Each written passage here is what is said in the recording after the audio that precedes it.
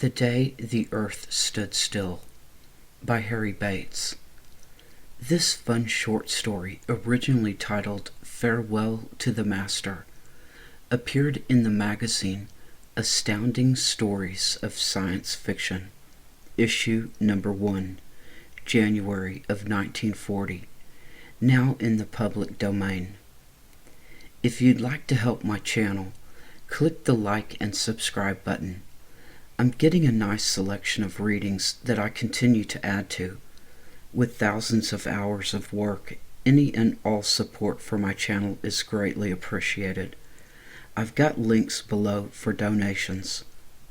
I've created this as a read-along on a dark screen with dark text for those who wish to turn out the lights and just listen. Enjoy. Farewell to the Master.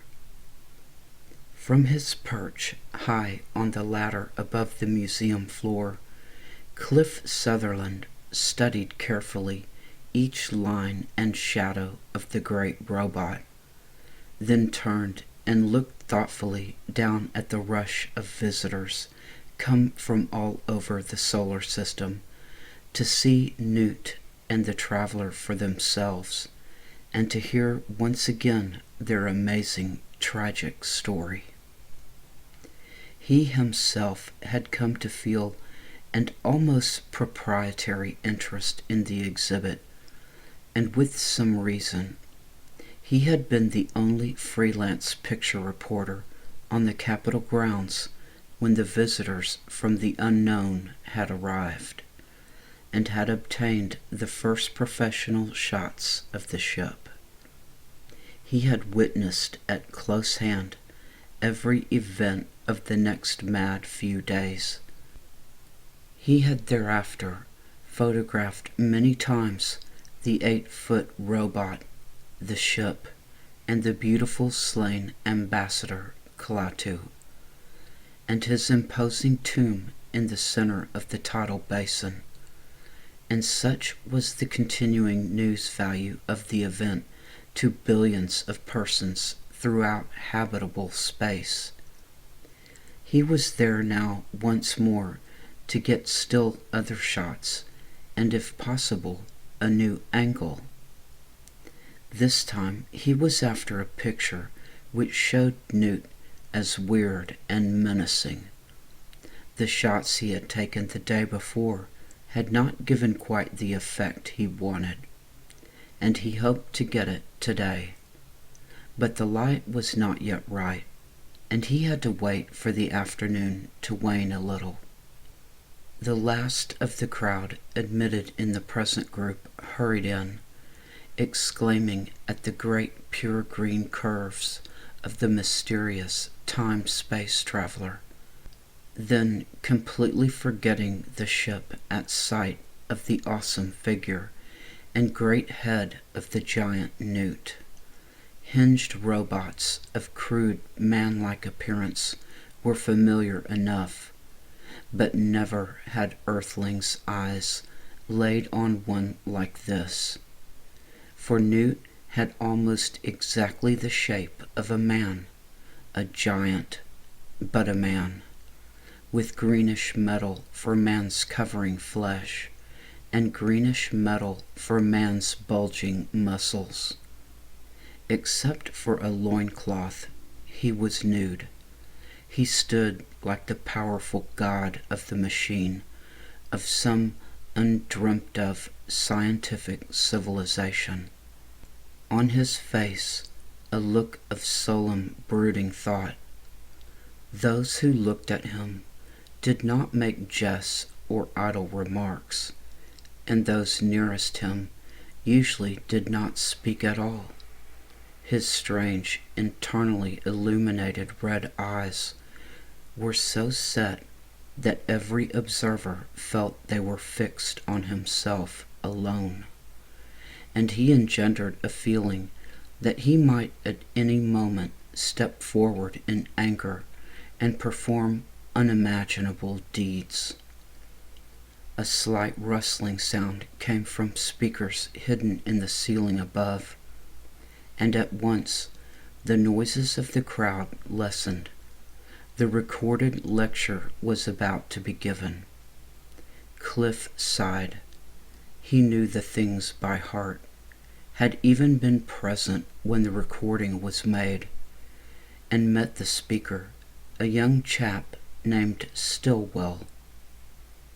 "Ladies and gentlemen," began a clear and well-modulated voice, but Cliff was no longer attending. The shadows in the hollows of Newt's face and figure were deeper. It was almost time for his shot. He picked up and examined the proofs of the pictures he had taken the day before and compared them critically with the subject. As he looked, a wrinkle came to his brow. He had not noticed it before, but now, suddenly, he had the feeling that since yesterday, something about Newt was changed. The pose before him was the identical one in the photographs. Every detail on comparison seemed the same, but nevertheless the feeling persisted. He took up his viewing glass and more carefully compared subject and photographs line by line, and then he saw that there was a difference. With sudden excitement, Cliff snapped 2 pictures at different exposures. He knew he should wait a little and take others, but he was so sure he had stumbled on an important mystery that he had to get going, and quickly folding his accessory equipment, he descended the ladder and made his way out. 20 minutes later, consumed with curiosity, he was developing the new shots in his hotel bedroom. What Cliff saw when he compared the negatives taken yesterday and today caused his scalp to tingle. Here was a slant indeed, and apparently no one but he knew. Still, what he had discovered, though it would have made the front page of every paper in the solar system, was after all only a lead. The story, what really had happened, he knew no better than anyone else. It must be his job to find out. And that meant he would have to secret himself in the building and stay there all night. That very night, there was still time for him to get back before closing. He would take a small, very fast infrared camera that could see in the dark, and he would get the real picture and the story. He snatched up the little camera, grabbed an air cab, and hurried back to the museum. The place was filled with another section of the ever-present queue, and the lecture was just ending. He thanked heaven that his arrangement with the museum permitted him to go in and out at will. He had already decided what to do. First, he made his way to the floating guard and asked a single question, and anticipation broadened on his face as he heard the expected answer. The second thing was to find a spot where he would be safe from the eyes of men who would close the floor for the night. There was only one possible place: the laboratory set up behind the ship. Boldly, he showed his press credentials to the second guard, stationed at the partitioned passageway leading to it, stating that he had come to interview the scientists, and in a moment was at the laboratory door. He had been there a number of times and knew the room well. It was a large area roughly partitioned off for the work of the scientists engaged in breaking their way into the ship. and full of a confusion of massive and heavy objects, electric and hot air ovens, carboys of chemicals, asbestos sheeting, compressors, basins, ladles, a microscope, and a great deal of smaller equipment common to a metallurgical laboratory. 3 white-smocked men were deeply engrossed in an experiment at the far end. Cliff, waiting a good moment, slipped inside and hid himself under a table half buried with supplies. He felt reasonably safe from detection there. Very soon now the scientists would be going home for the night. From beyond the ship he could hear another section of the waiting queue filing in, the last, he hoped, of the day. He settled himself as comfortably as he could.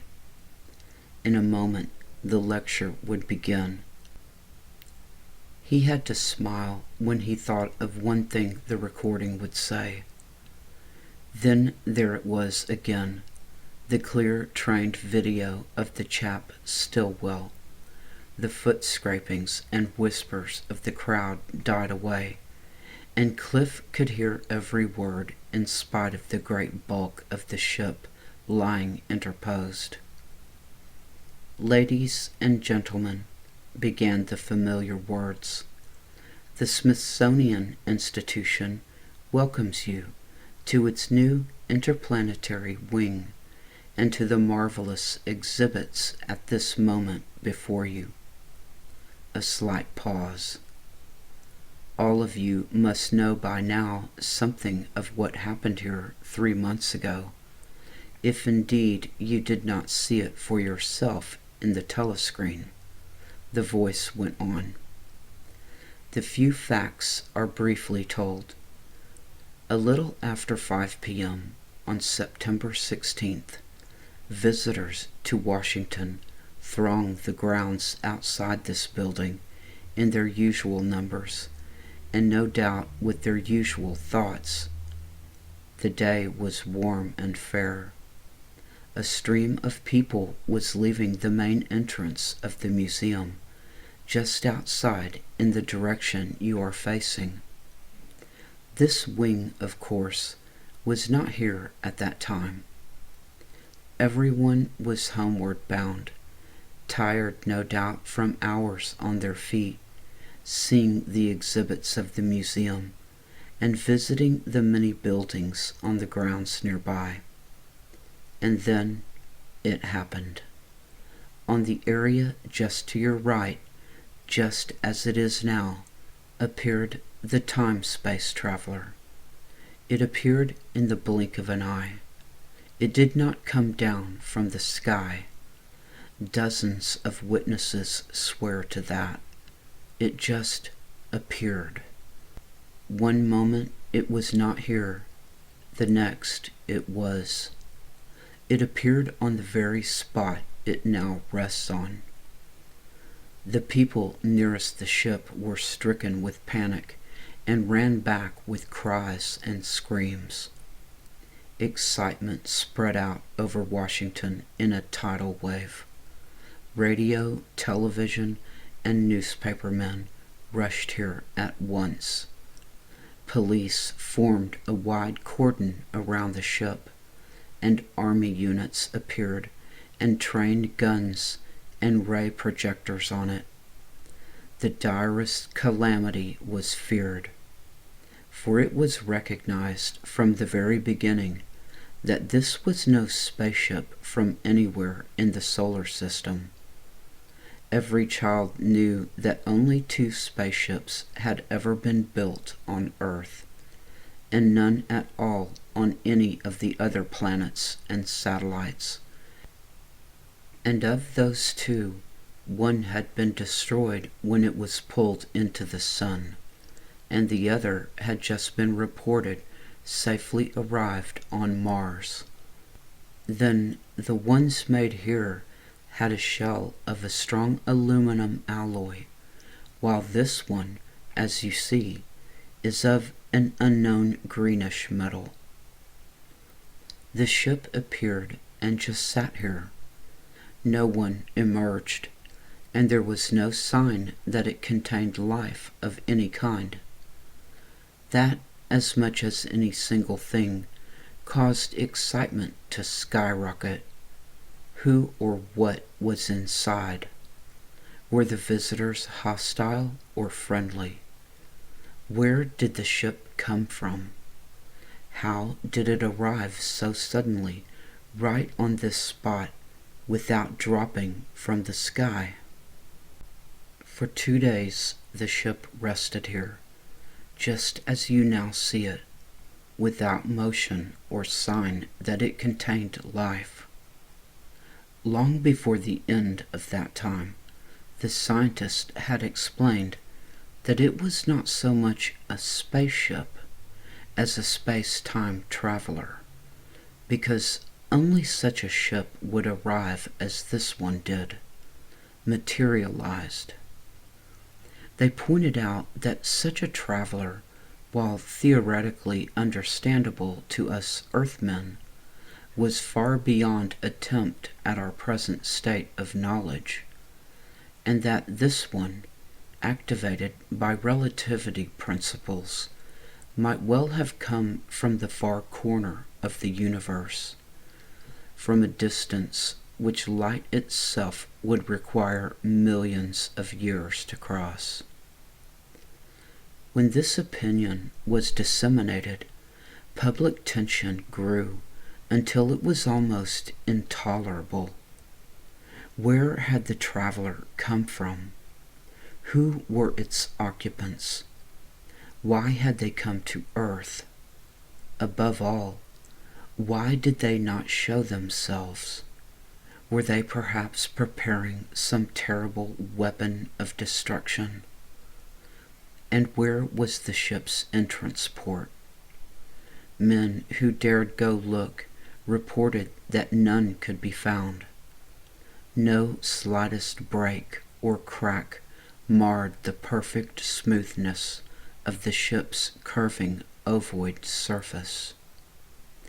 And a delegation of high-ranking officials who visited the ship could not, by knocking, elicit from its occupants any sign that they had been heard. And at last, exactly 2 days, in full view of tens of thousands of persons assembled and standing well back, and under the muzzles of scores of the Army's most powerful guns and ray projectors, an opening appeared in the wall of the ship, and a ramp slid down, and out stepped a man, godlike in appearance and human in form, closely followed by a giant robot.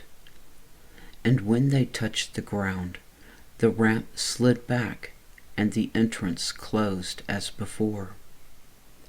It was immediately apparent to all the assembled thousands that the stranger was friendly. The first thing he did was to raise his right arm high in the universal gesture of peace. But it was not that which impressed those nearest so much as the expression on his face, which radiated kindness, wisdom, the purest nobility. In his delicately tinted robe he looked like a benign god. At once, waiting for this appearance, a large committee of high-ranking government officials and army officers advanced to greet the visitor. With graciousness and dignity, the man pointed to himself, then to his robot companion, and said in perfect English, with a peculiar accent, "I am Klaatu," or a name that sounded like that, "and this is Newt." The names were not well understood at the time. but the sight and sound film of the television men caught them, and they became known to everyone subsequently. And then occurred the thing which shall always be to the shame of the human race. From a treetop 100 yards away came a wink of violet light, and Klaatu fell. The assembled multitude stood for a moment, stunned, not comprehending what had happened. Newt, a little behind his master and to one side, slowly turned his body a little toward him, moved his head twice, and stood still, in exactly the position you now see him. Then followed pandemonium. The police pulled the slayer of Klaatu out of the tree. They found him mentally unbalanced. He kept crying that the devil had come to kill everyone on earth. He was taken away, and Klaatu, although obviously dead, was rushed to the nearest hospital to see if anything could be done to revive him. Confused and frightened crowds milled about the Capitol grounds the rest of the afternoon and much of that night. The ship remained as silent and motionless as before, and Newt, too, never moved from the position he had come to rest in. Newt never moved again. He remained exactly as you see him all that night and for the ensuing days. When the mausoleum in the tidal basin was built, Klaatu's burial services took place where you are standing now, attended by the highest functionaries of all the great countries of the world. It was not only the most appropriate, but the safest thing to do, for if there should be other living creatures in the traveler, as seemed possible at that time, they had to be impressed by the sincere sorrow of us earthmen at what had happened. If Newt was still alive, or perhaps I had better say functionable, there was no sign. He stood as you see him during the entire ceremony. He stood so while his master was floated out to the mausoleum and given to the centuries with the tragically short sight and sound record of his historic visit. And he stood so afterward, day after day, night after night, in fair weather and in rain, never moving or showing by any slightest sign that he was aware of what had gone on.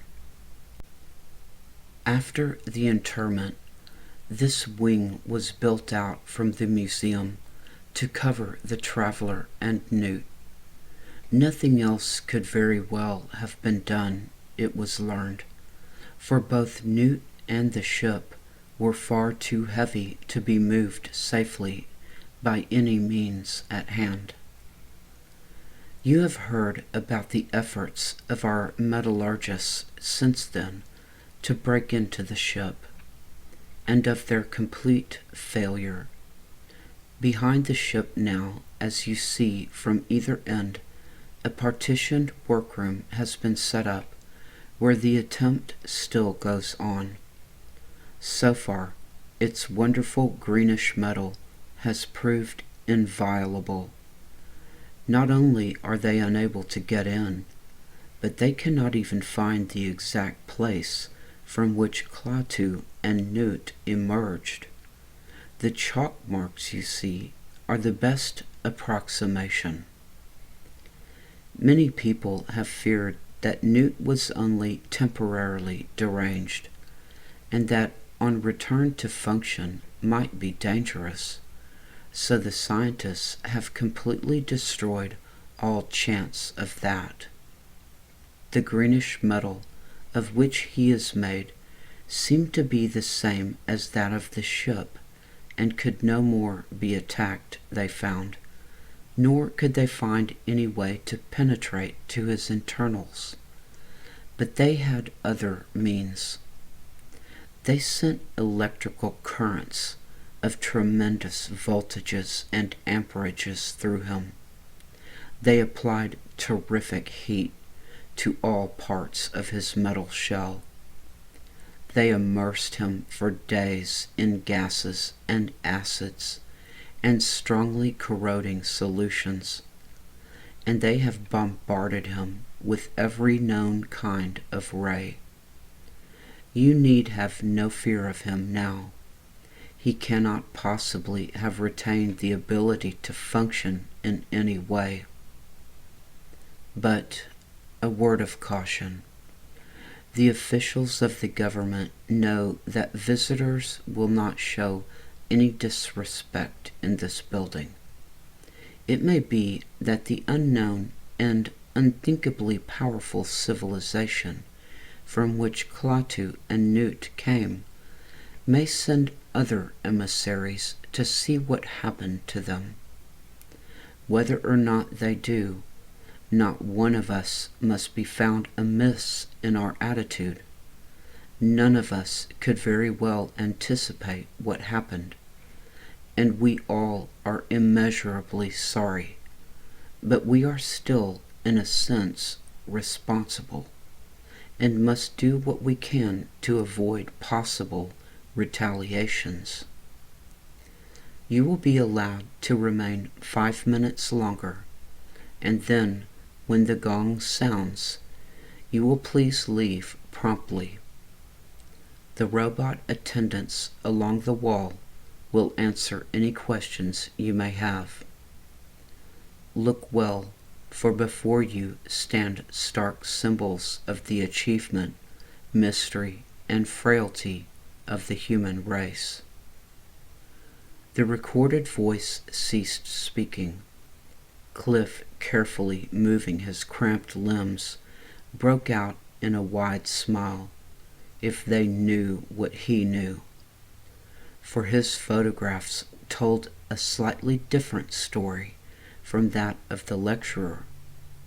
In yesterday's, a line of the figured floor showed clearly at the outer edge of the robot's near foot.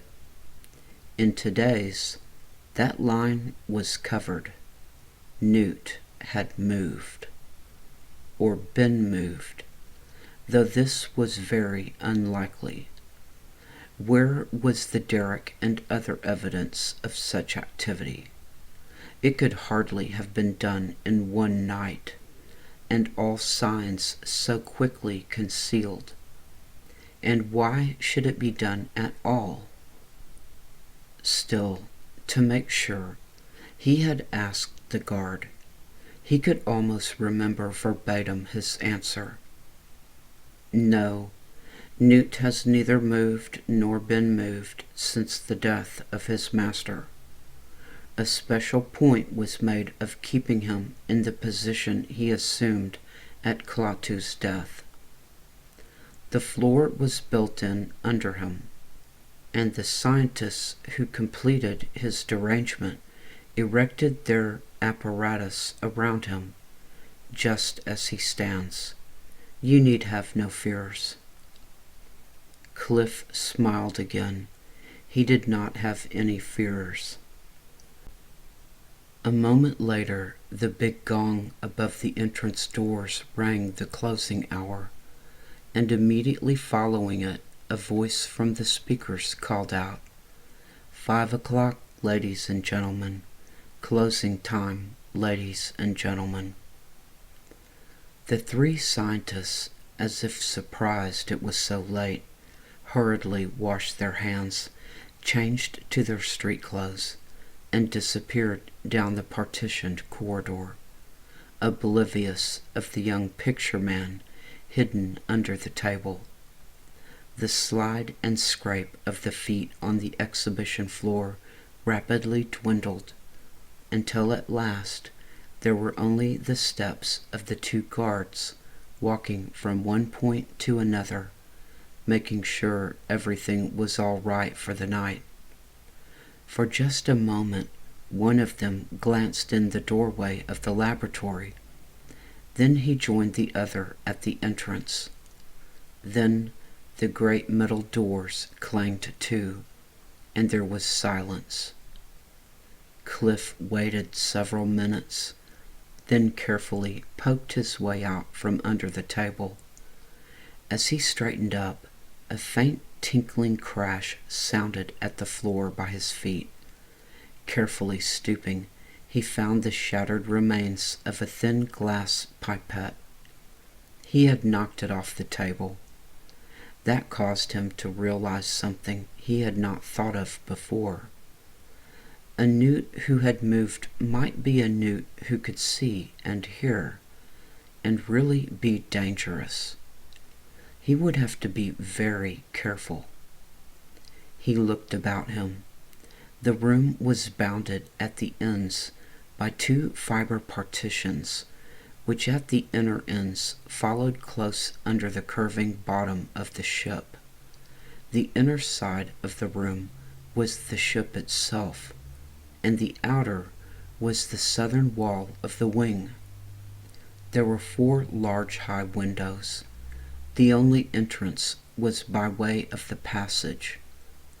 Without moving from his knowledge of the building, he made his plan. The wing was connected to the western end of the museum by a doorway never used, and extended westward toward the Washington Monument. The ship lay nearest the southern wall, and Newt stood out in front of it, not far from the northeast corner and at the opposite end of the room from the entrance of the building and the passageway leading to the laboratory. By retracing his steps, he would come out on the floor at the point farthest removed from the robot.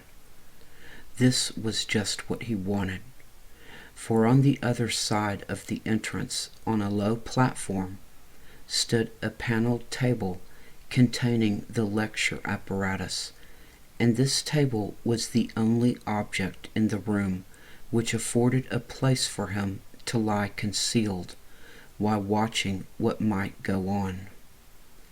The only other objects on the floor were the 6 man-like robot attendants in fixed stations along the northern wall, placed there to answer visitors' questions.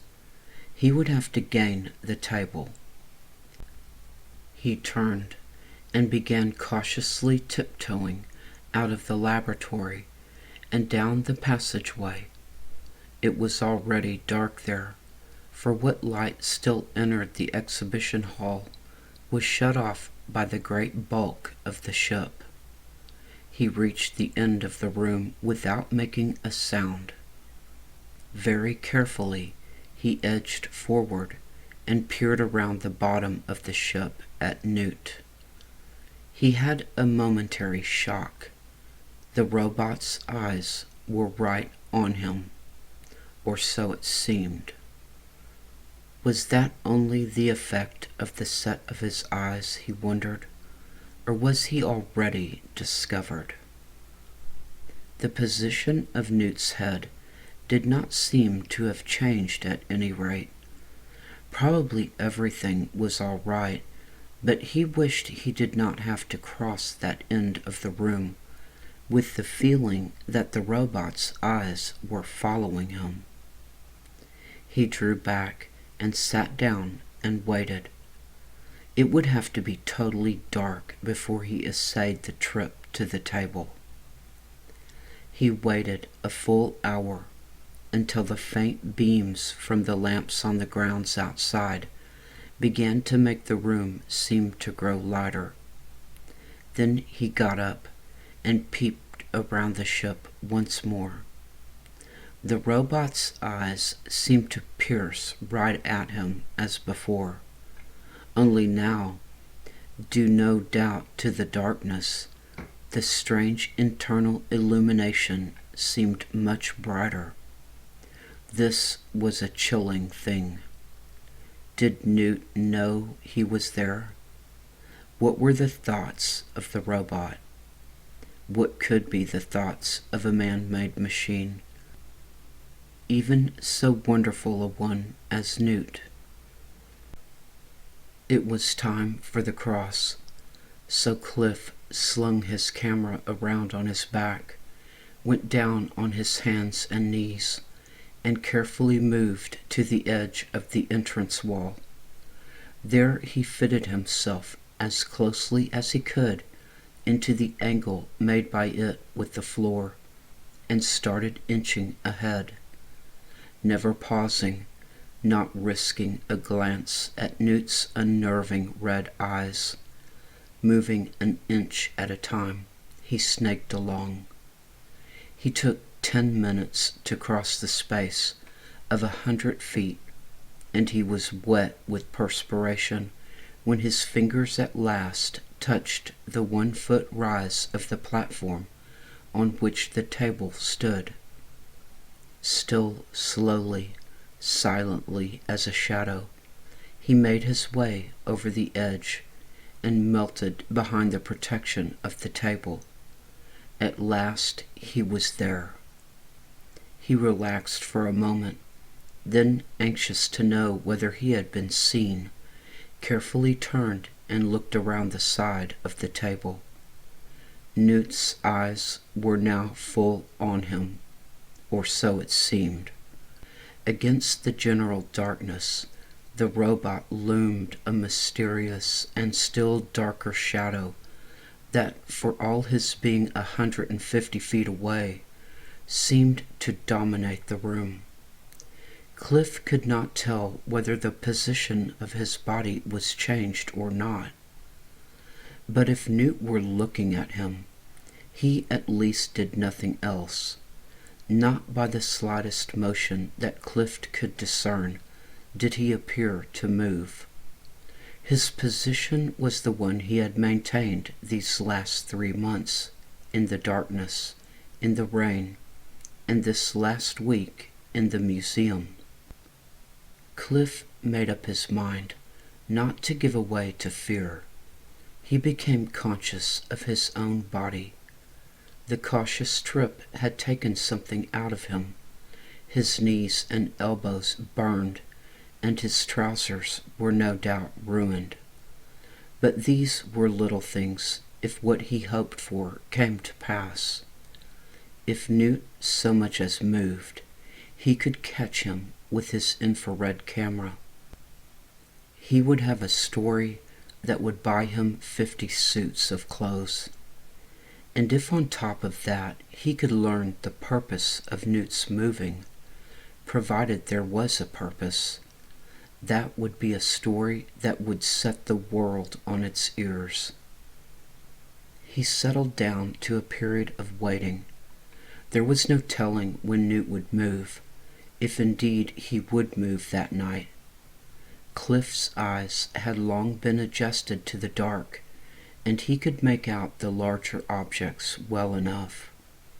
From time to time he peered out at the robot, peered long and hard, till his outlines wavered, and he seemed to move, and he had to blink and rest his eyes to be sure it was only his imagination. Again the minute hand of his watch crept around the dial. The inactivity made Cliff careless, and for longer and longer periods he kept his head back out of sight behind the table. And so it was that when Newt did move, he was scared, almost out of his wits. Dull and a little bored, he suddenly found the robot out on the floor, halfway in his direction. But that was not the most frightening thing. It was that when he did see Newt, he did not catch him moving. He was stopped, as still as a cat in the middle of stalking a mouse. His eyes were now much brighter, and there was no remaining doubt about their direction. He was looking right at Cliff. Scarcely breathing, half hypnotized, Cliff looked back. His thoughts tumbled. What was the robot's intention? Why had he stopped so still? Was he being stalked? How could he move with such silence? In the heavy darkness, Newt's eyes moved nearer. Slowly, but in perfect rhythm, the almost imperceptible sound of his footsteps beat on Cliff's ears. Cliff, usually resourceful enough, was this time caught flat-footed, frozen with fear, utterly incapable of fleeing. He lay where he was while the metal monster with the fiery eyes came on. For a moment, Cliff all but fainted, and when he recovered, there was Newt, towering over him, legs almost within reach. He was bending slightly, burning his terrible eyes right into his own. Too late to try to think of running now. Trembling like any cornered mouse, Cliff waited for the blow that would crush him. For an eternity, it seemed, Newt scrutinized him without moving. For each second of that eternity, Cliff expected annihilation, sudden, quick, complete. And then, suddenly and unexpectedly, it was over.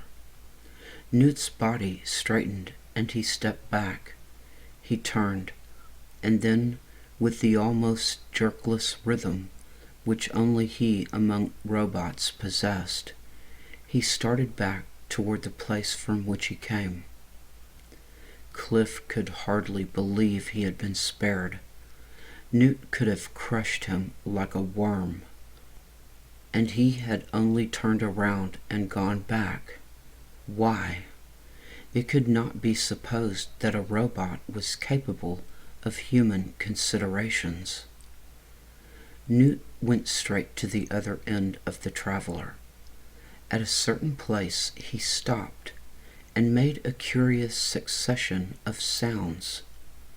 At once Cliff saw an opening, blacker than the gloom of the building, appear in the ship's side, and it was followed by a slight sliding sound as a ramp slid out and met the floor. Newt walked up the ramp and, stooping a little, disappeared inside the ship. Then, for the first time, Cliff remembered the picture he had come to get. Newt had moved, but he had not caught him. But at least now, whatever the opportunities there might be later, he could get the shot of the ramp connecting with the opened door. So he twisted his camera into position, set it for the proper exposure, and took a shot. A long time passed, and Newt did not come out. What could he be doing inside? Cliff wondered. Some of his courage returned to him, and he toyed with the idea of creeping forward and peeping through the port, but he found he had not the courage for that. Newt had spared him, at least for the time, but there was no telling how far his tolerance would go. An hour passed, then another. Newt was doing something inside the ship, but what? Cliff could not imagine. If the robot had been a human being, he knew he would have sneaked a look, but as it was, he was too much of an unknown quantity. Even the simplest of Earth's robots, under certain circumstances, were inexplicable things. What then of this one, come from an unknown and even unthinkable civilization? By far the most wonderful construction ever seen. What superhuman powers might he not possess? All that the scientists of Earth could do had not served to derange him. Acid, heat, rays, terrific crushing blows. He had withstood them all. Even his finish had been unmarred. He might be able to see perfectly in the dark, and right where he was, he might be able to hear or in some way sense the least change in Cliff's position. More time passed, and then, sometime after 2 o'clock in the morning, a simple, homely thing happened, but a thing so unexpected that for a moment it quite destroyed Cliff's equilibrium. Suddenly, through the dark and silent building, there was a faint whir of wings, soon followed by the piercing, sweet voice of a bird, a mockingbird, somewhere in the gloom above his head. Clear and full-throated were its notes. A dozen little songs it sang, one after the other without pause, between short, insistent calls, twirrings, coaxings, cooings, the spring love song of perhaps the finest singer in the world. Then, as suddenly as it began, the voice was silent. If an invading army had poured out of the traveler, Cliff would have been less surprised. The month was December. Even in Florida, the mockingbirds had not yet begun their song. How had one gotten into that tight, gloomy museum? How and why was it singing there? He waited, full of curiosity. Then suddenly he was aware of Newt, standing just outside the port of the ship. He stood quite still, his glowing eyes turned squarely in Cliff's direction. For a moment, the hush in the museum seemed to deepen. Then it was broken by a soft thud on the floor, near where Cliff was lying. He wondered. The light in Newt's eyes changed, and he started his almost jerkless walk in Cliff's direction. When only a little away, the robot stopped, bent over, and picked something from the floor. For some time he stood without motion and looked at a little object he held in his hand. Cliff knew, though he could not see, that it was the mockingbird. Its body, for he was sure that it had lost its song forever.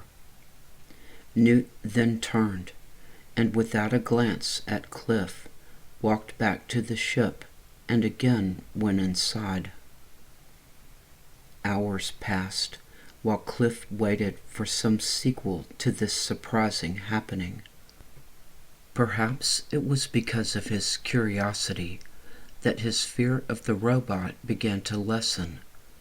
Surely, if the mechanism was unfriendly, if he intended him any harm, he would have finished him before, when he had had such a perfect opportunity. Cliff began to nerve himself for a quick look inside the port.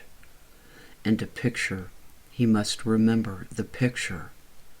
He kept forgetting the very reason he was there. It was in the deeper darkness of the false dawn when he got sufficient courage and made the start.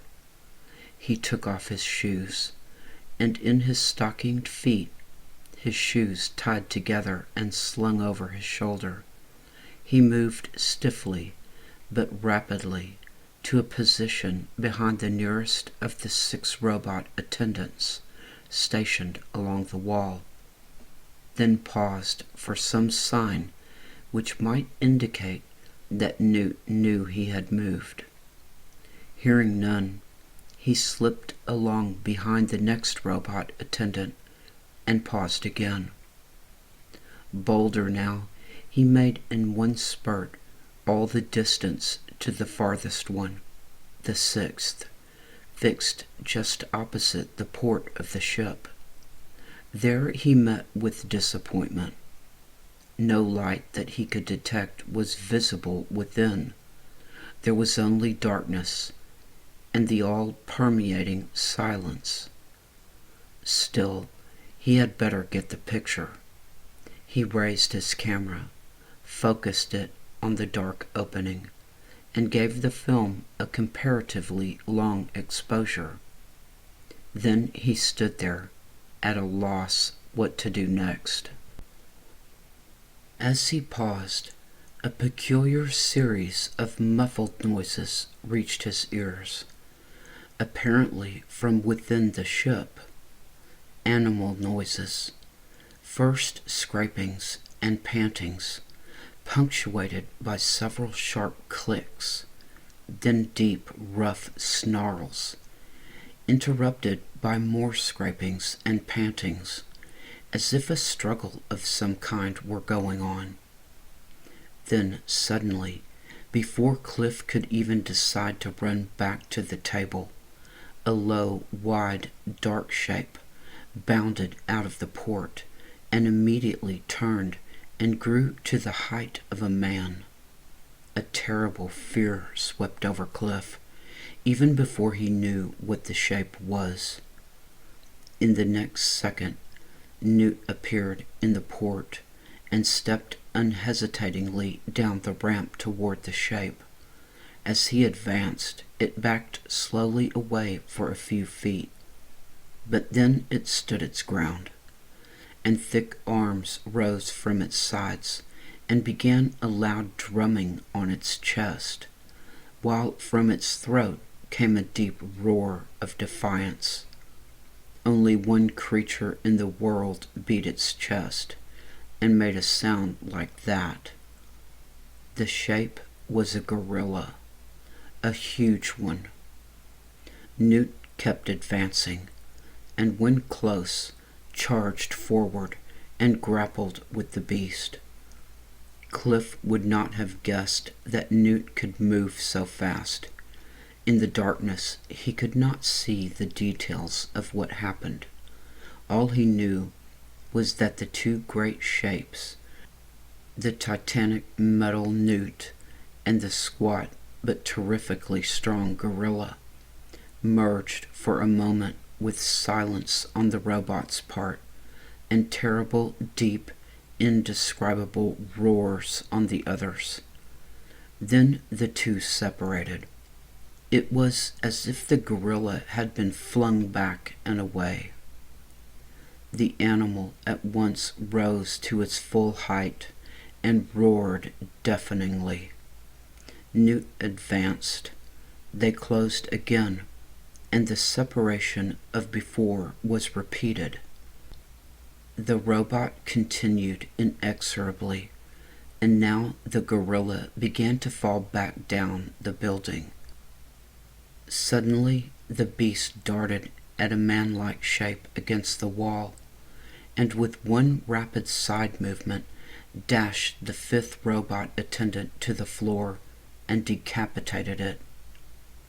Tense with fear, Cliff crouched behind his own robot attendant. He thanked heaven that Newt was between him and the gorilla, and was continuing his advance. The gorilla backed farther, darted suddenly at the next robot in the row, and with strength almost unbelievable, picked it from its roots and hurled it at Newt. With a sharp metallic clang, robot hit robot, and the one of the earth bounced off to one side and rolled to a stop. Cliff cursed himself for it afterward, but again he completely forgot the picture. The gorilla kept falling back down the building, demolishing with terrific bursts of rage every robot attendant that he passed, and throwing the pieces at the implacable Newt.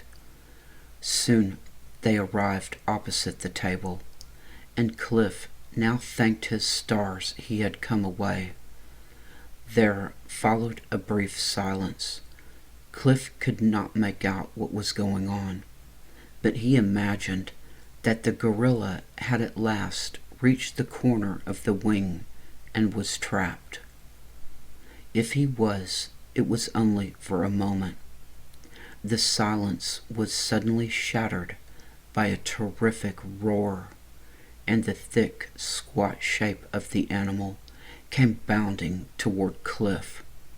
He came all the way back and turned just between Cliff and the port of the ship. Cliff prayed frantically for Newt to come back quickly, for there was now only the last remaining robot attendant between him and the madly dangerous brute. Out of the dimness, Newt did appear. The gorilla rose to its full height and again beat its chest and roared its challenge. And then occurred a curious thing. It fell on all fours and slowly rolled over on its side, as if weak or hurt. Then, panting, making frightening noises, it forced itself again to its feet and faced the oncoming Newt. As it waited, its eye was caught by the last robot attendant, and perhaps Cliff, shrunk close behind it. With a surge of terrible, destructive rage, the gorilla waddled sideward toward Cliff. But this time, even through his panic, he saw that the animal moved with difficulty, again apparently sick or severely wounded. He jumped back just in time. The gorilla pulled out the last robot attendant and hurled it violently at Newt, missing him narrowly. That was its last effort. The weakness caught it again. It dropped heavily on one side, rocked back and forth a few times, and fell to twitching. Then it lay still and did not move again. The first faint pale light of the dawn was seeping into the room. From the corner where he had taken refuge, Cliff watched closely the great robot. It seemed to him that he behaved very queerly. He stood over the dead gorilla, looking down at him with what in a human would be called sadness. Cliff saw this clearly. Newt's heavy greenish features bore a thoughtful, grieving expression new to his experience. For some moments he stood so. Then, as might a father with a sick child, he leaned over, lifted the great animal in his metal arms, and carried it tenderly within the ship. Cliff flew back to the table, suddenly fearful of yet other dangerous and inexplicable happenings. It struck him that he might be safer in the laboratory, and with trembling knees he made his way there and hid in one of the big ovens. He prayed for full daylight. His thoughts were chaos. Rapidly, one after another, his mind churned up the amazing events of the night, but all was mystery. It seemed there could be no rational explanation for them. That mockingbird, the gorilla, Newt's sad expression and his tenderness. What could account for a fantastic melange like that? Gradually, full daylight did come. A long time passed. At last he began to believe he might yet get out of that place of mystery and danger alive. At 8:30 there were noises at the entrance, and the good sound of human voices came to his ears. He stepped out of the oven and tiptoed to the passageway. The noises stopped suddenly, and there was a frightened exclamation, and then the sound of running feet, and then silence. Stealthily, Cliff sneaked down the narrow way and peeped fearfully around the ship. There Newt was, in his accustomed place, in the identical pose he had taken at the death of his master, brooding sullenly and alone over a space traveler once again closed tight in a room that was a shambles. The entrance doors stood open, and, heart in his mouth, Cliff ran out. A few minutes later, safe in his hotel room, completely done in, he sat down for a second and almost at once fell asleep. Later, still in his clothes and still asleep, he staggered over to the bed. He did not wake up till mid-afternoon. Cliff awoke slowly, at first not realizing that the images tumbling in his head were real memories and not a fantastic dream. It was recollection of the pictures which brought him to his feet. Hastily, he set about developing the film in his camera. Then in his hands was proof that the events of the night were real. Both shots turned out well. The first showed clearly the ramp leading up to the port as he had dimly discerned it from his position behind the table. The second, of the open port as snapped from in front, was a disappointment, for a blank wall just back of the opening cut off all view of the interior. That would account for the fact that no light had escaped from the ship while Newt was inside, assuming Newt required light for whatever he did. Cliff looked at the negatives and was ashamed of himself. What a rotten picture man he was to come back with two ridiculous shots like these. He had had a score of opportunities to get real ones. Shots of Newt in action, Newt's fight with the gorilla, even Newt holding the mockingbird. Spine-chilling stuff. And all he had brought back was two stills of a doorway. Oh sure, they were valuable, but he was a grade A ass. And to top this brilliant performance, he had fallen asleep. Well, he'd better get out on the street and find out what was doing. Quickly he showered, shaved, and changed his clothes, and soon was entering a nearby restaurant patronized by other picture and newsmen. Sitting alone at the lunch bar, he spotted a friend and competitor. "Well, what do you think?" asked his friend when he took the stool at his side. "I don't think anything until I've had breakfast," Cliff answered. "Then haven't you heard?" "Heard what?" fended Cliff, who knew very well what was coming. "You're a fine picture man," was the other's remark. "When something really big happens, you are asleep in bed."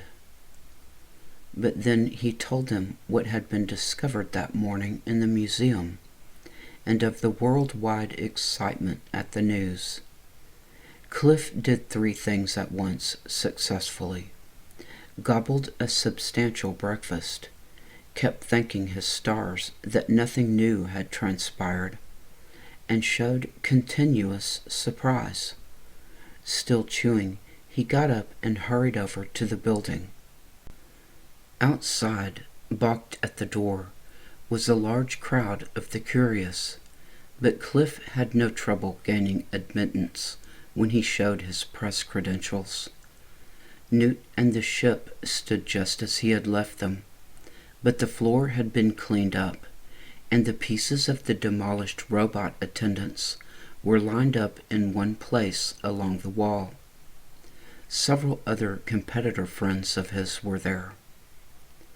"I was away, missed the whole thing," he said to one of them. "Gus, what's supposed to be the explanation for what happened?" "Ask something easy," was the answer. "Nobody knows. It's thought maybe something came out of the ship. Maybe another robot like Newt. Say, where have you been?" "Asleep." "Better catch up. Several billion bipeds are scared stiff. Revenge for the death of Klaatu. Earth about to be invaded." "But that's—" "I know, it's all crazy. But that's the story they're being fed. It sells news. But there's a new angle just turned up. Very surprising. Come here." He led Cliff to the table where stood a knot of people, looking with great interest at several objects guarded by a technician. Gus pointed to a long slide on which were mounted a number of short dark brown hairs. "Those hairs came off a large male gorilla," Gus said, with a certain hard-boiled casualness. "Most of them were found among the sweepings of the floor this morning. The rest were found on the robot attendants." Cliff tried to look astounded. Gus pointed to a test tube partially filled with a light amber fluid. "And that's blood, diluted, gorilla blood. It was found on Newt's arms." "Good heaven!" Cliff managed to exclaim. "And there's no explanation?" "Not even a theory. It's your big chance, Wonder Boy." Cliff broke away from Gus, unable to maintain his act any longer. He couldn't decide what to do about his story. The press services would bid heavily for it, with all his pictures. But that would take further action out of his hands. In the back of his mind, he wanted to stay in the wing again that night. But, well, he simply was afraid. He'd had a pretty stiff dose, and he wanted very much to remain alive. He walked over and looked a long time at Newt. No one would ever have guessed that he had moved, or that there had rested on his green metal face a look of sadness. Those weird eyes. Cliff wondered if they were really looking at him as they seemed, recognizing him as the bold intruder of last night. Of what unknown stuff were they made, those materials placed in his eye sockets by one branch of a race of man which all the science of his own could not even serve to dysfunction? What was Newt thinking? What could be the thoughts of a robot, a mechanism of metal poured out of man's clay crucibles? Was he angry at him? Cliff thought not. Newt had had him at his mercy and had walked away. Dared he stay again? Cliff thought perhaps he did. He walked about the room, thinking it over. He felt sure Newt would move again. A Micton ray gun would protect him from another gorilla, or 50 of them. He did not yet have the real story. He had come back with 2 miserable architectural stills. He might have known from the first that he would stay. At dusk that night, armed with his camera and a small Micton gun, he lay once more under the table of supplies in the laboratory and heard the metal doors of the wing clang to for the night. This time he would get the story and the pictures, if only no guard was posted inside.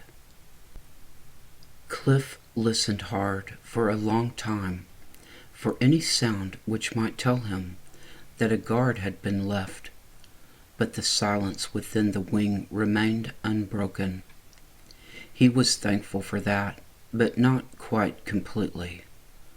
The gathering darkness and the realization that he was now irrevocably committed made the thought of a companion not altogether unpleasant.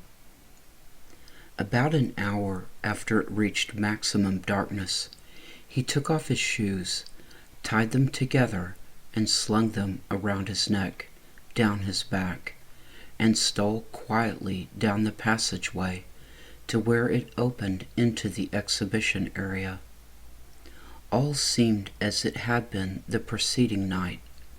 Newt looked an ominous, indistinct shadow at the far end of the room, his glowing red eyes again seemingly right on the spot from which Cliff peeped out. As on the previous night, but even more carefully, Cliff went down on his stomach in the angle of the wall and slowly snaked across the low platform on which stood the table. Once in its shelter, he fixed his shoes so that they straddled one shoulder, and brought his camera and gun holster around, ready on his breast. This time, he told himself, he would get pictures. He settled down to wait, keeping Newt in full sight every minute. His vision reached maximum adjustment to the darkness. Eventually, he began to feel lonely and a little afraid. Newt's red glowing eyes were getting on his nerves. He had to keep assuring himself that the robot would not harm him. He had little doubt but that he himself was being watched. Hours slowly passed.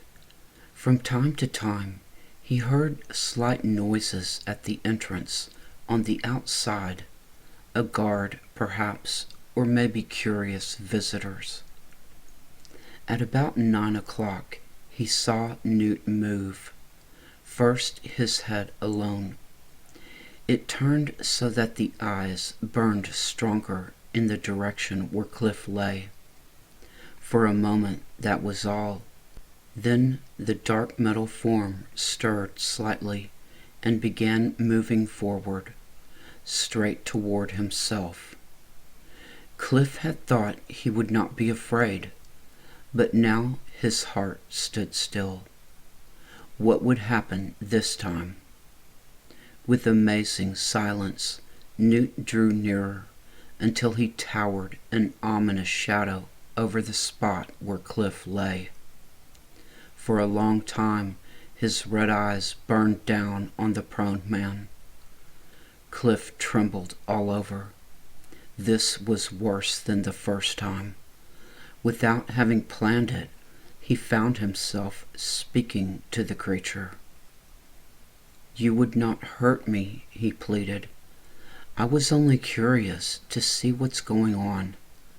It's my job. Can you understand me? I would not harm or bother you. I couldn't if I wanted to. Please." The robot never moved, and Cliff could not guess whether his words had been understood or even heard.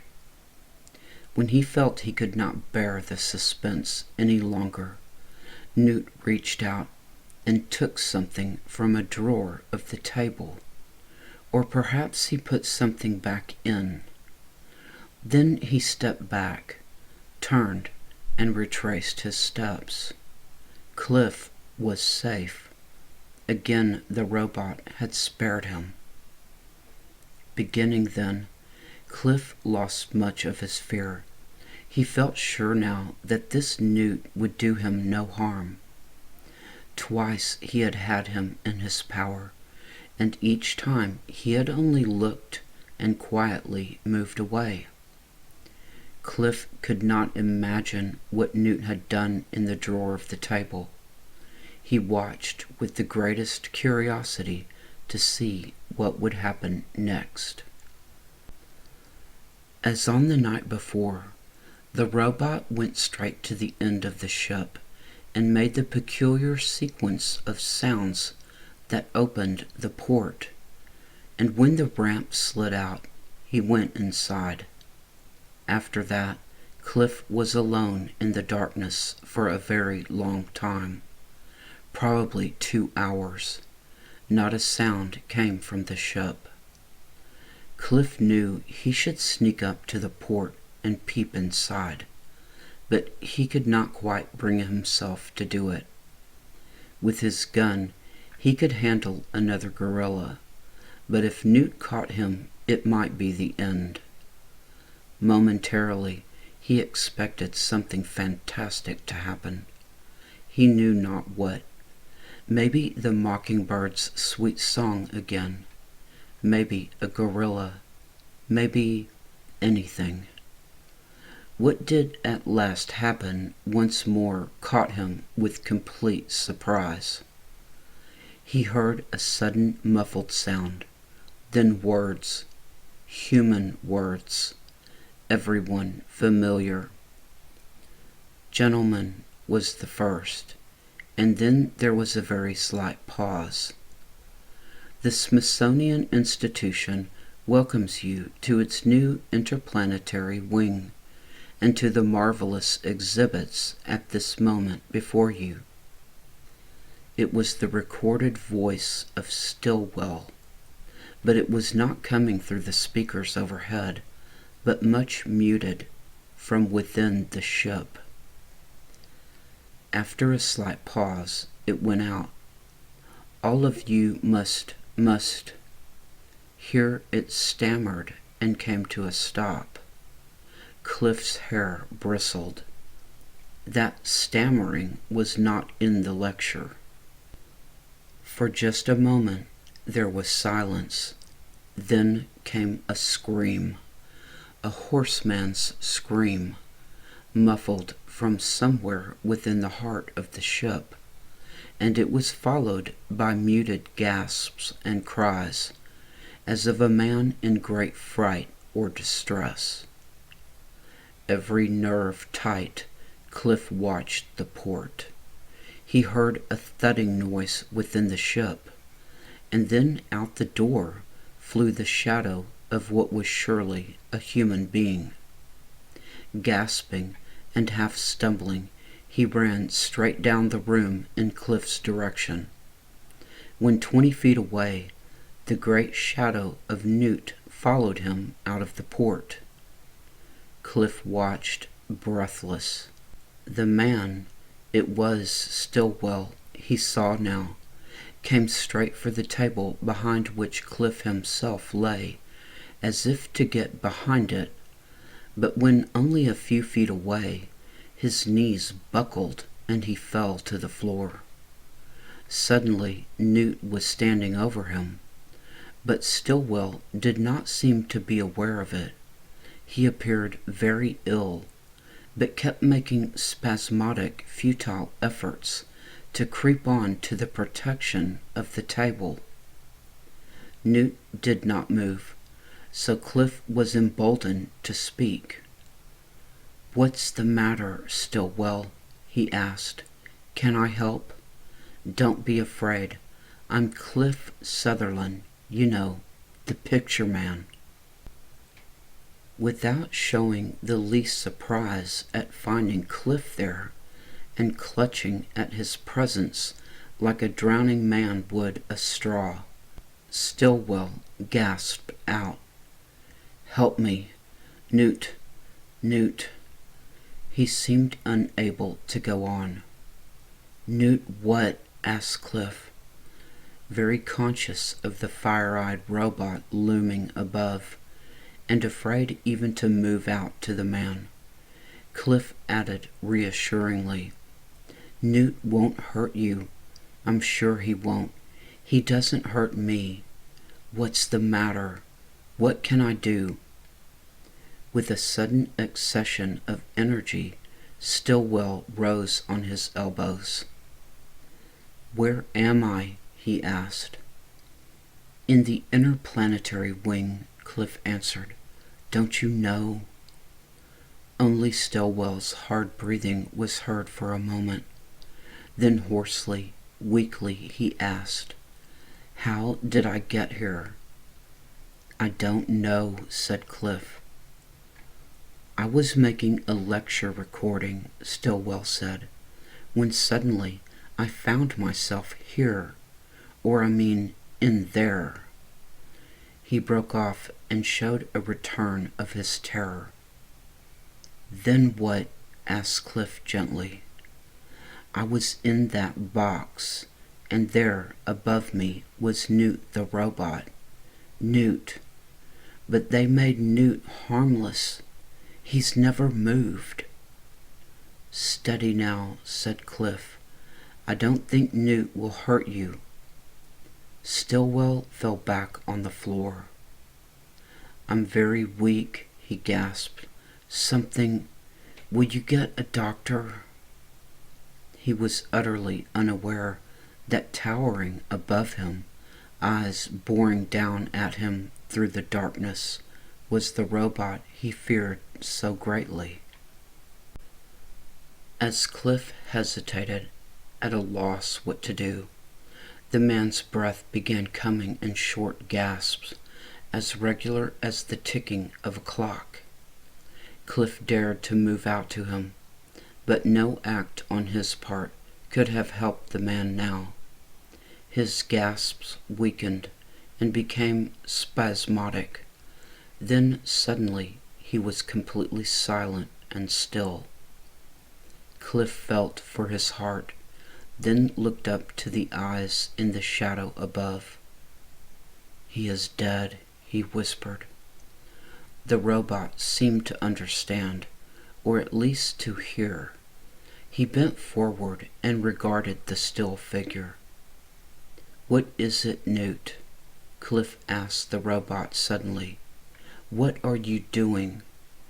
Can I help you in any way? Somehow, I don't believe you are unfriendly, and I don't believe you killed this man. What happened?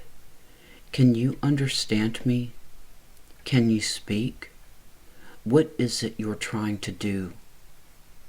Newt made no sound or motion, but only looked at the still figure at his feet. In the robot's face, now so close, Cliff saw the look of sad contemplation. Newt stood so several minutes. Then he bent lower, took the limp form carefully, even gently, Cliff thought, in his mighty arms, and carried him to the place along the wall where lay the dismembered pieces of the robot attendants. Carefully he laid him by their side. Then he went back into the ship. Without fear now, Cliff stole along the wall of the room.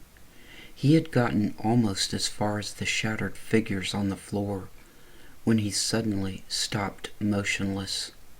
Newt was emerging again. He was bearing a shape that looked like another body, a larger one. He held it in one arm and placed it carefully by the body of Stillwell. In the hand of his other arm he held something that Cliff could not make out, and this he placed at the side of the body he had just put down. Then he went to the ship and returned once more with the shape which he laid gently by the others. And when this last trip was over, he looked down at them all for a moment, then turned slowly back to the ship and stood motionless, as if in deep thought, by the ramp. Cliff restrained his curiosity as long as he could, then shipped forward and bent over the objects Newt had placed there. First in the row was the body of Stillwell, as he expected, and next was the great shapeless furry mass of a dead gorilla, the one of last night. By the gorilla lay the object the robot had carried in his free hand, a little body of the mockingbird. These last two had remained in the ship all night, and Newt, for all his surprising gentleness in handling them, was only cleaning house.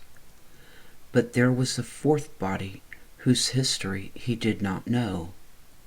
He moved closer and bent very low to look. What he saw made him catch his breath. Impossible, he thought. There was some confusion in his directions. He brought his face back, close to the first body. Then his blood ran cold. The first body was that of Stillwell, but the last in the row was Stillwell too.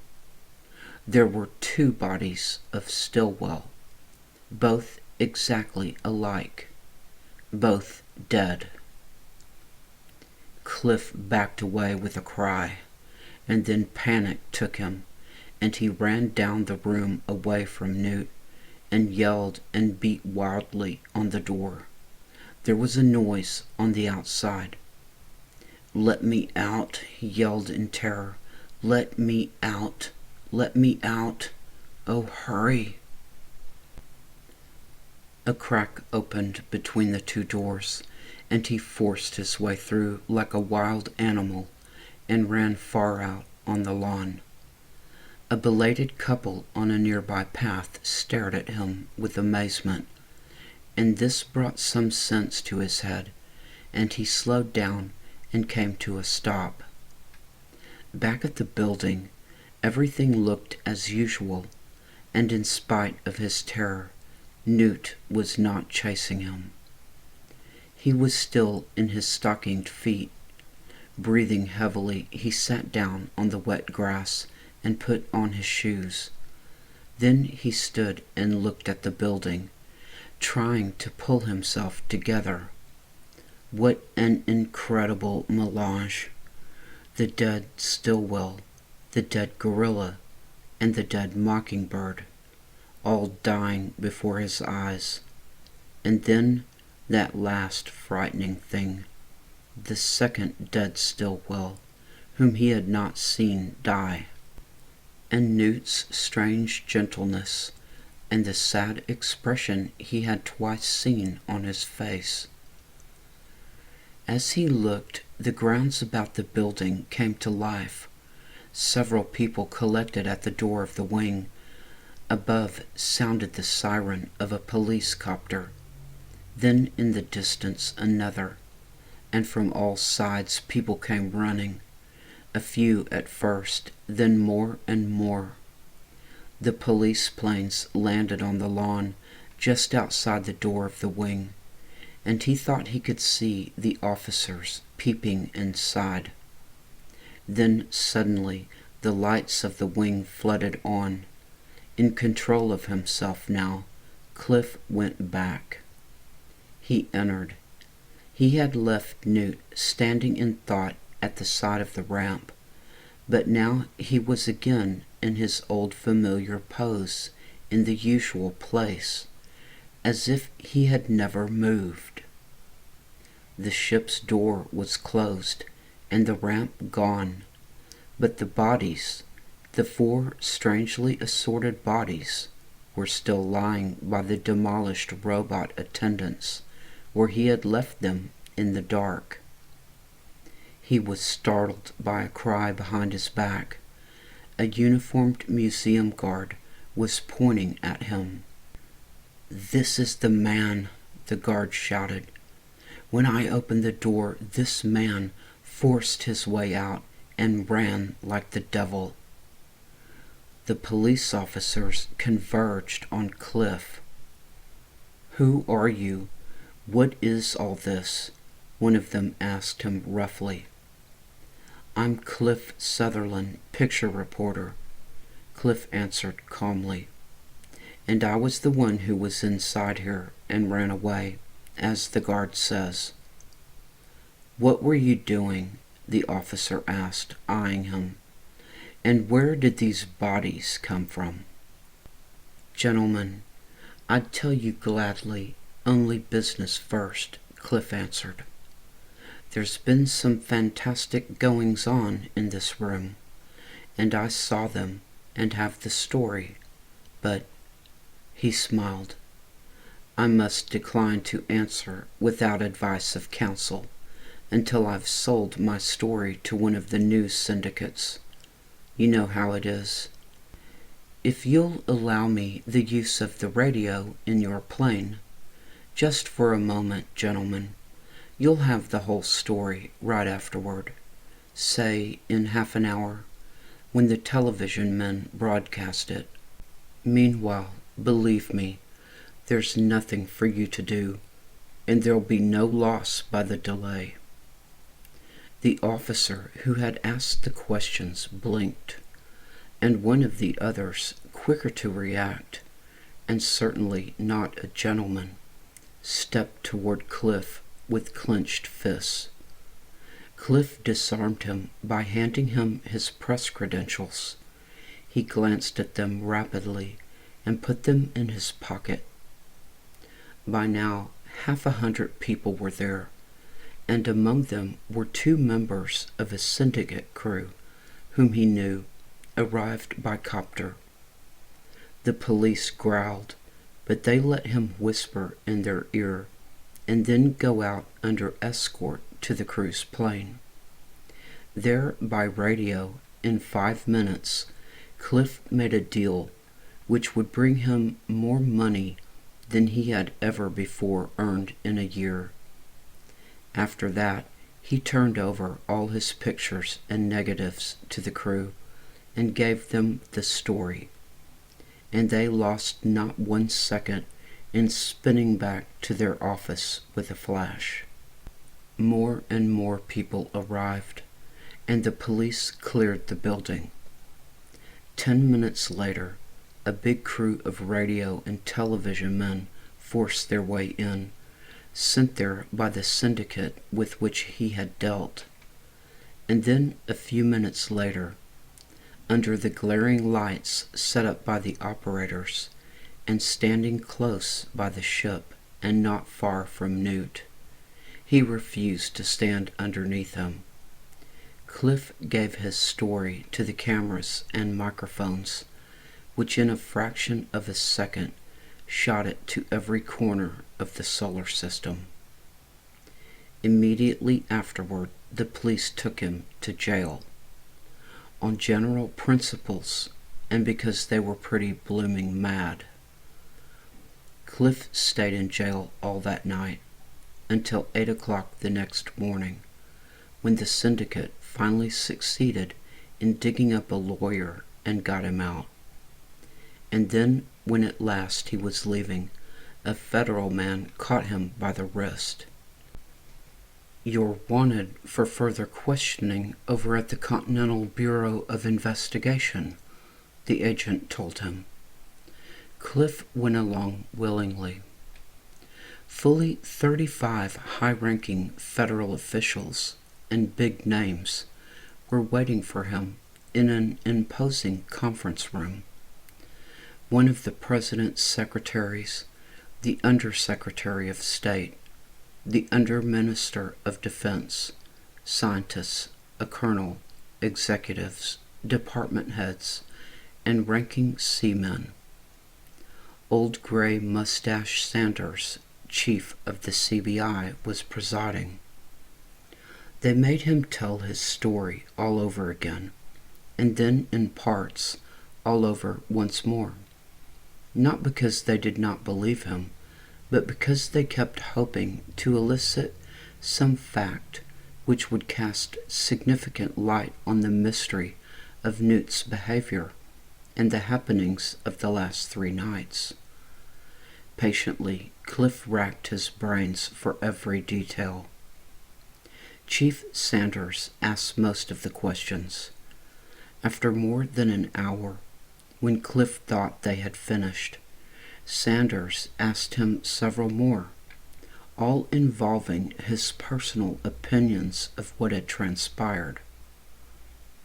Do you think Newt was deranged in any way by the acids, rays, heat, and so forth applied to him by the scientists?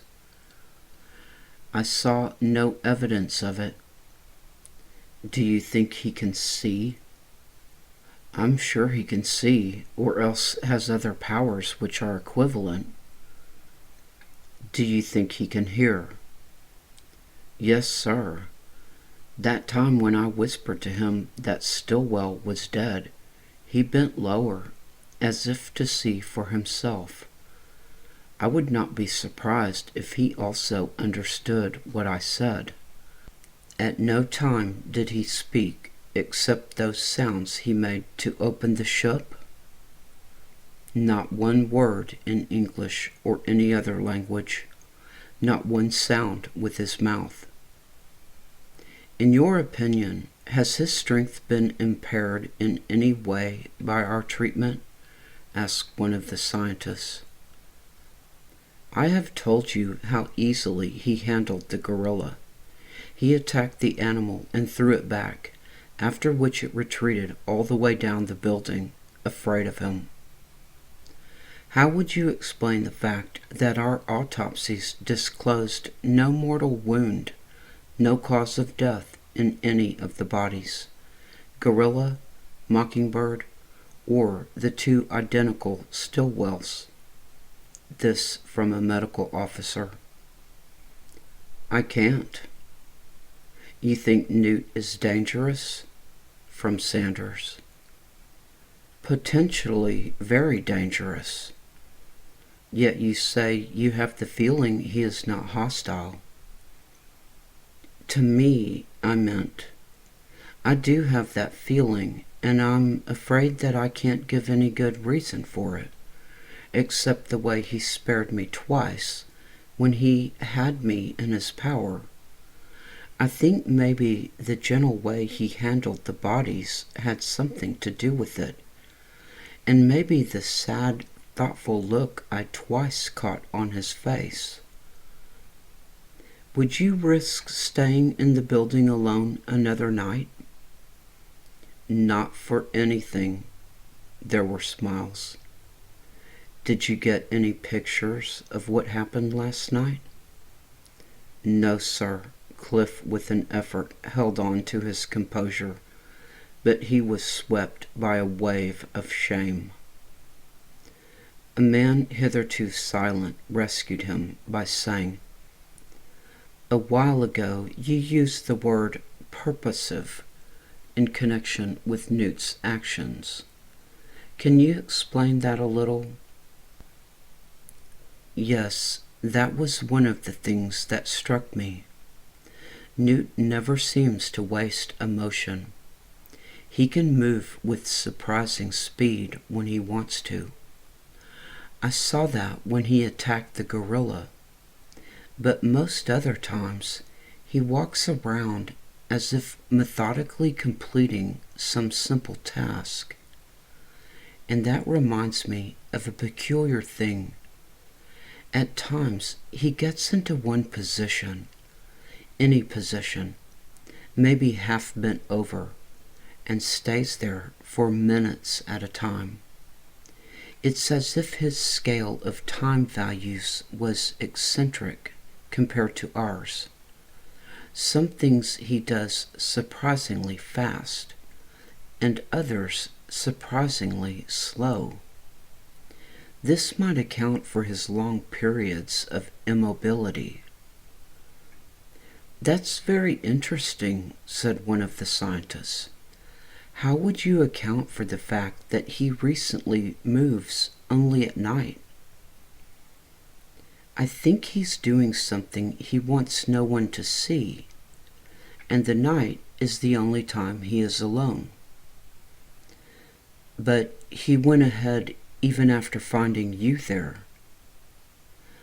I know, but I have no other explanation unless he considered me harmless or unable to stop him, which was certainly the case. Before you arrived, we were considering encasing him in a large block of glass decks.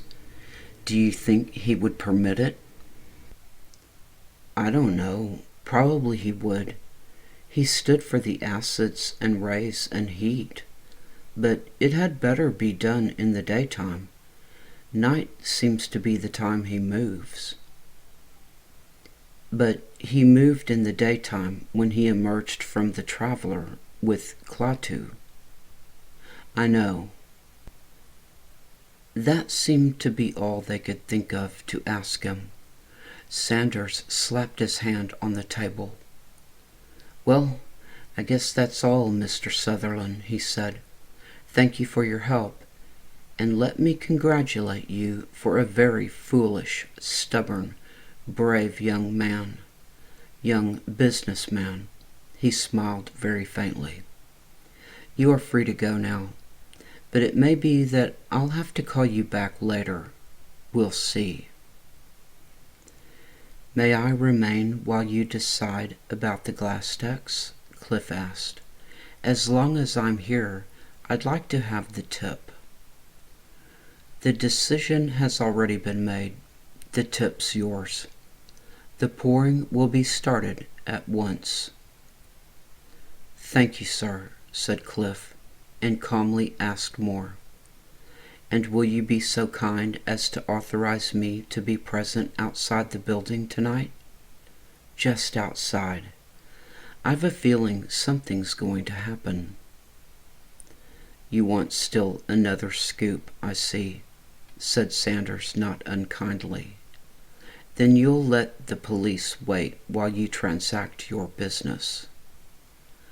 Not again, sir. If anything happens, they'll get it at once. The chief hesitated.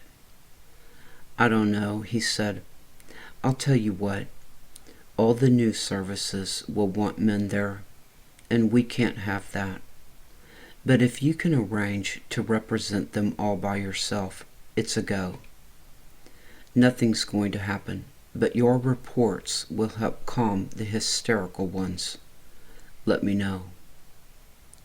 Cliff thanked him and hurried out and phoned his syndicate the tip, free, then told them Sanders' proposal. 10 minutes later, they called him back, said all was arranged, and told him to catch some sleep. They would cover the pouring. With light heart, Cliff hurried over to the museum. The place was surrounded by thousands of the curious, held far back by a strong cordon of police. For once he could not get through. He was recognized, and the police were still sore. But he did not care much. He suddenly felt very tired and needed that nap. He went back to his hotel, left a call, and went to bed. He had been asleep only a few minutes when his phone rang. Eyes shut, he answered it. It was one of the boys at the syndicate with peculiar news. Stillwell had just reported very much alive. The real Stillwell. The two dead ones were some kind of copies. He couldn't imagine how to explain them. He had no brothers. For a moment, Cliff came fully awake. Then he went back to bed. Nothing was fantastic anymore. At 4 o'clock, much refreshed and with an infrared viewing magnifier slung over his shoulder, Cliff passed through the cordon and entered the door of the wing. He had been expected, and there was no trouble. As his eyes fell on Newt, an odd feeling went through him, and for some obscure reason, he was almost sorry for the giant robot. Newt stood exactly as he had always stood, the right foot advanced a little, and the same brooding expression on his face. But now there was something more.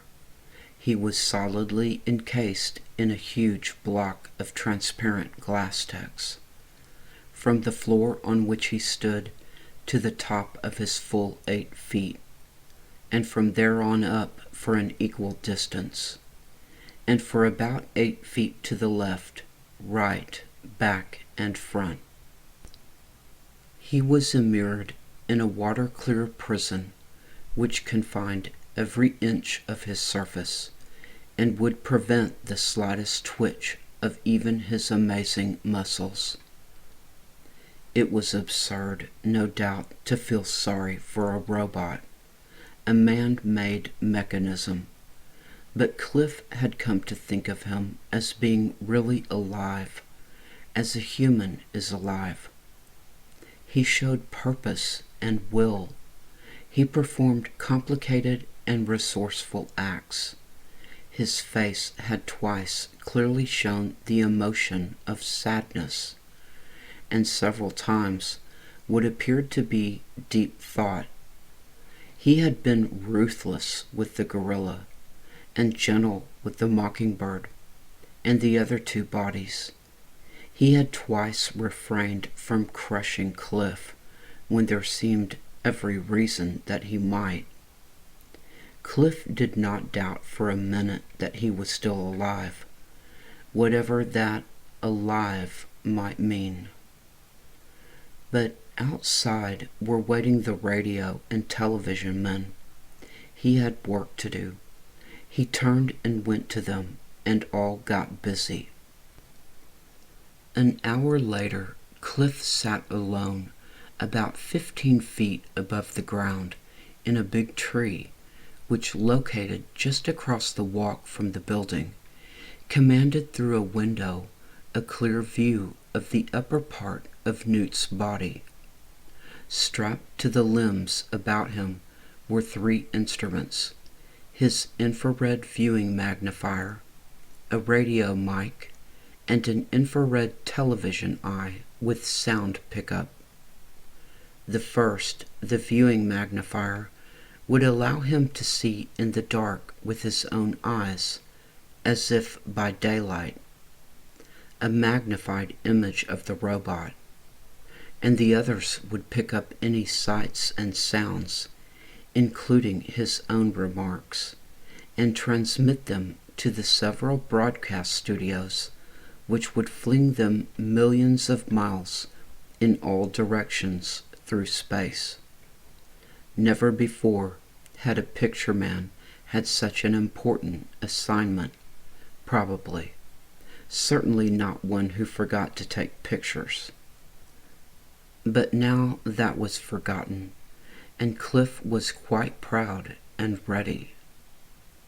Far back in a great circle stood a multitude of the curious and the fearful. Would the plastic glass text hold Newt? If it did not, would he come out thirsting for revenge? Would unimaginable beings come out of the traveler and release him, and perhaps exact revenge? Millions at their receivers were jittery.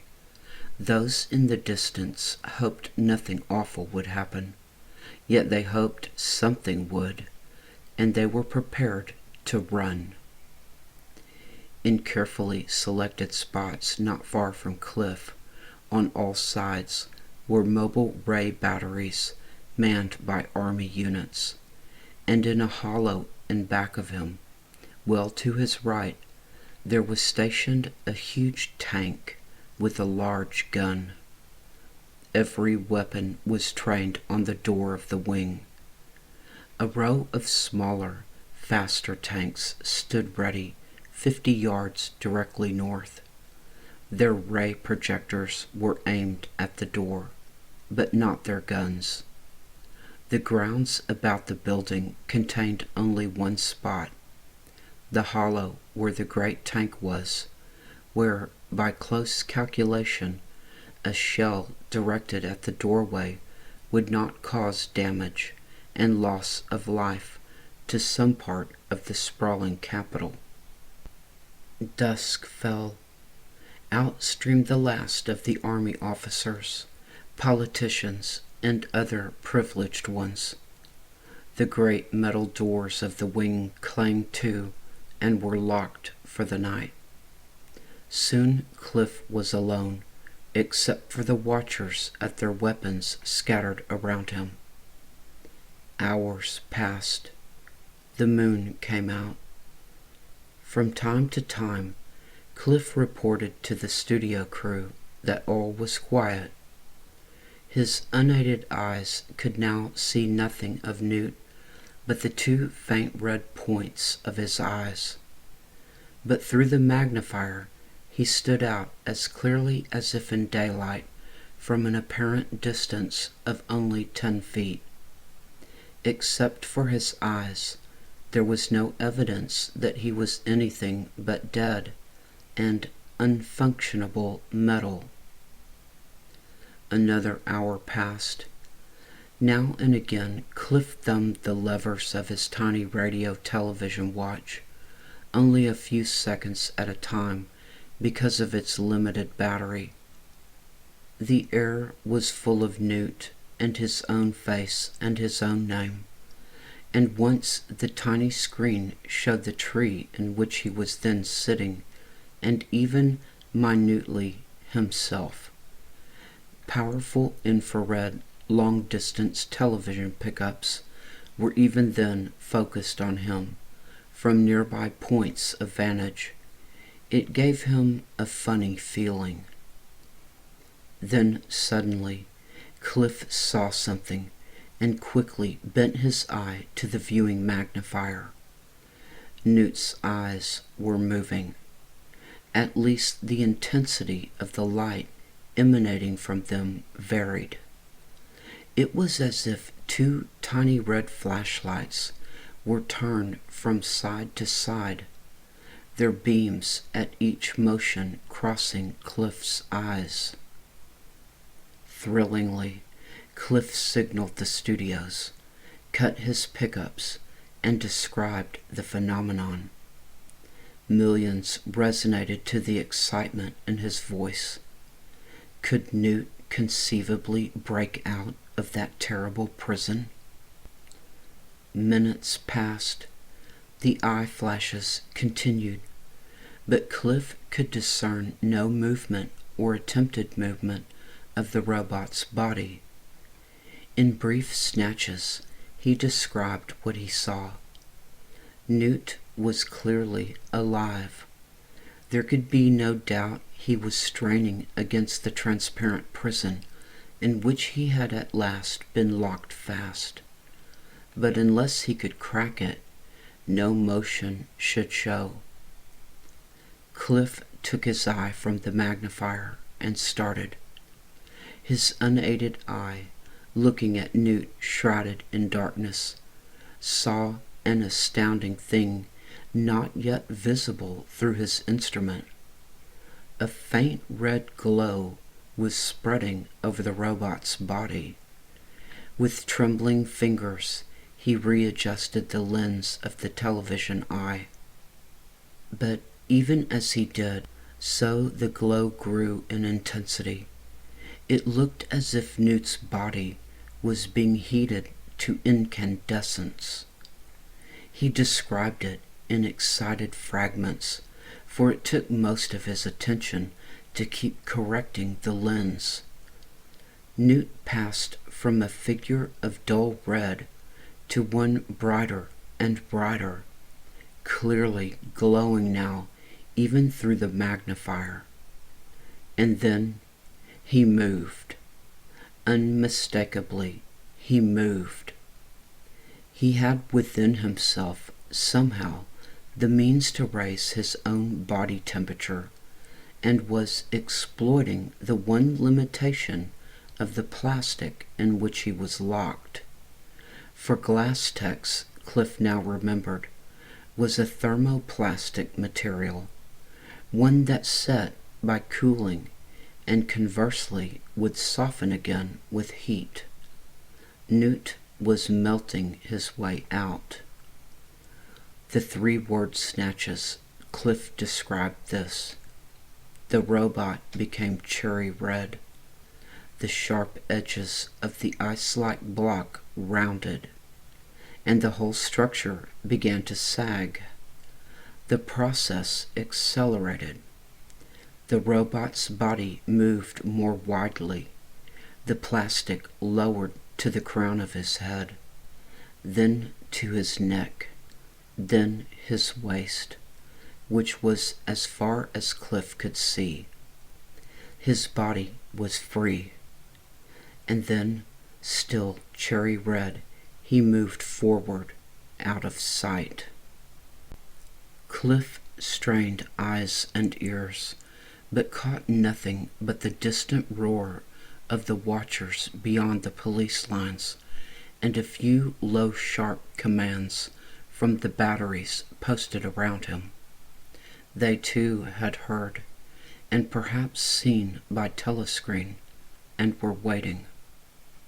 Several minutes passed. There was a sharp, ringing crack. The great metal doors of the wing flew open, and out stepped the metal giant, glowing no longer. He stood stock still, and his red eyes pierced from side to side through the darkness. Voices out in the dark barked orders, and in a twinkling, Nut was bathed in narrow crisscrossing rays of sizzling colored light. Behind him, the metal doors began to melt, but his great green body showed no change at all. Then the world seemed to come to and end. There was a deafening roar. Everything before Cliff seemed to explode in smoke and chaos. His tree whipped to one side so that he was nearly thrown out. Pieces of debris rained down. The tank gun had spoken, and Newt, he was sure, had been hit. Cliff held on tight and peered into the haze. As it cleared, he made out a stirring among the debris at the door, and then, dimly but unmistakably, he saw the great form of Newt rise to his feet.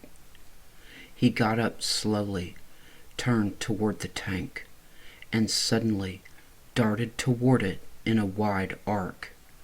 The big gun swung in an attempt to cover him, but the robot sidestepped and then was upon it. As the crew scattered, he destroyed its breach with one blow of his fist, and then he turned and looked right at Cliff. He moved toward him, and in a moment was under the tree. Cliff climbed higher. Newt put his two arms around the tree and gave a lifting push, and the tree tore out at the roots and fell crashing to its side. Before Cliff could scramble away, the robot had lifted him in his metal hands. Cliff thought his time had come, but strange things were yet in store for him that night. Newt did not hurt him. He looked at him from arm's length for a moment, then lifted him to a sitting position on his shoulders, legs straddling his neck. Then, holding one ankle, he turned and without hesitation started down the path which led westward away from the building. Cliff rode helpless. Out over the lawns he saw the muzzles of the scattered field pieces move as he moved. Newt and himself, their one focus. But they did not fire. Newt, by placing him on his shoulders, had secured himself against that, Cliff hoped. The robot bore straight toward the tidal basin. Most of the field pieces throbbed slowly after. Far back, Cliff saw a dark tide of confusion roll into the cleared area. The police lines had broken. Ahead, The ring thinned rapidly off to the sides, then from all directions but the front. The tide rolled in until individual shouts and cries could be made out. It came to a stop about 50 yards off, and few people ventured nearer. Newt paid them no attention, and he no more noticed his burden than he might a fly. His neck and shoulders made Cliff a seat hard as steel, but with the difference that their underlying muscles with each movement flexed, just as would those of a human being. To Cliff, this metal musculature became a vivid wonder. Straight as the flight of a bee over paths, across lawns, and through thin rows of trees, Newt bore the young man, the roar of thousands of people following close. Above droned copters and darting planes, among them police cars with their nerve-shattering sirens. Just ahead lay the still waters of the tidal basin, and in its midst the simple marble tomb of the slain ambassador, Klaatu, gleaming black and cold in the light of the dozen searchlights always trained on it at night. Was this rendezvous with the dead? Without an instant's hesitation, Newt strode down the bank and entered the water. It rose to his knees, then waist, until Cliff's feet were under. Straight through the dark waters for the tomb of Klaatu, the robot made his inevitable way. The dark square mass of gleaming marble rose higher as they neared it. Newt's body began emerging from the water as the bottom shelved upward, until his dripping feet took the first of the rising pyramid of steps. In a moment they were at the top, on the narrow platform in the middle of which rested the simple oblong tomb. Stark in the blinding searchlights, the giant robot walked once around it. Then, bending, he braced himself and gave a mighty push against the top. The marble cracked. The thick cover slipped askew and broke with a loud noise on the far side. Newt went to his knees and looked within, bringing Cliff well up over the edge. Inside, in sharp shadow against the converging light beams, lay a transparent plastic coffin, thick-walled and sealed against the centuries, and containing all that was mortal of Klaatu, unspoken visitor from the great unknown. He lay as if asleep, on his face the look of godlike nobility that had caused some of the ignorant to believe him divine. He wore the robe he had arrived in. There was no faded flowers, no jewelry, no ornaments. They would have seemed profane.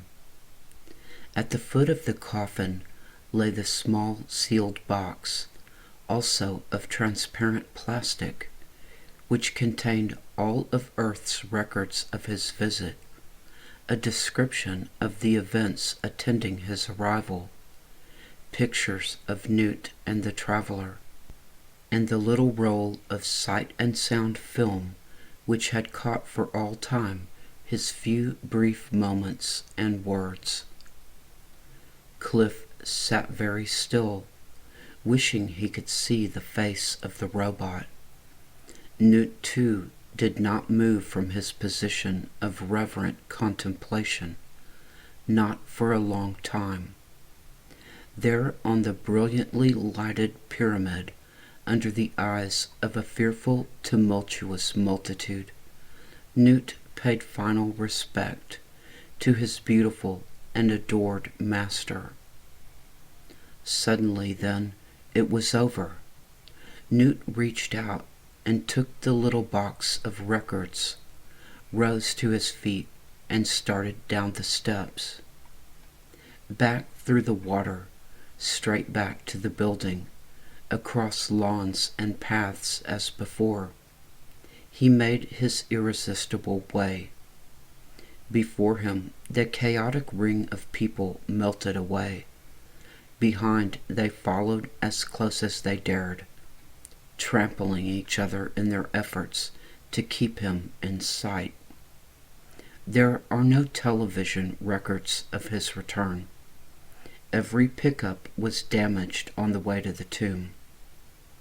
As they drew near the building, Cliff saw that the tank's projectile had made a hole 20 feet wide, extending from the roof to the ground.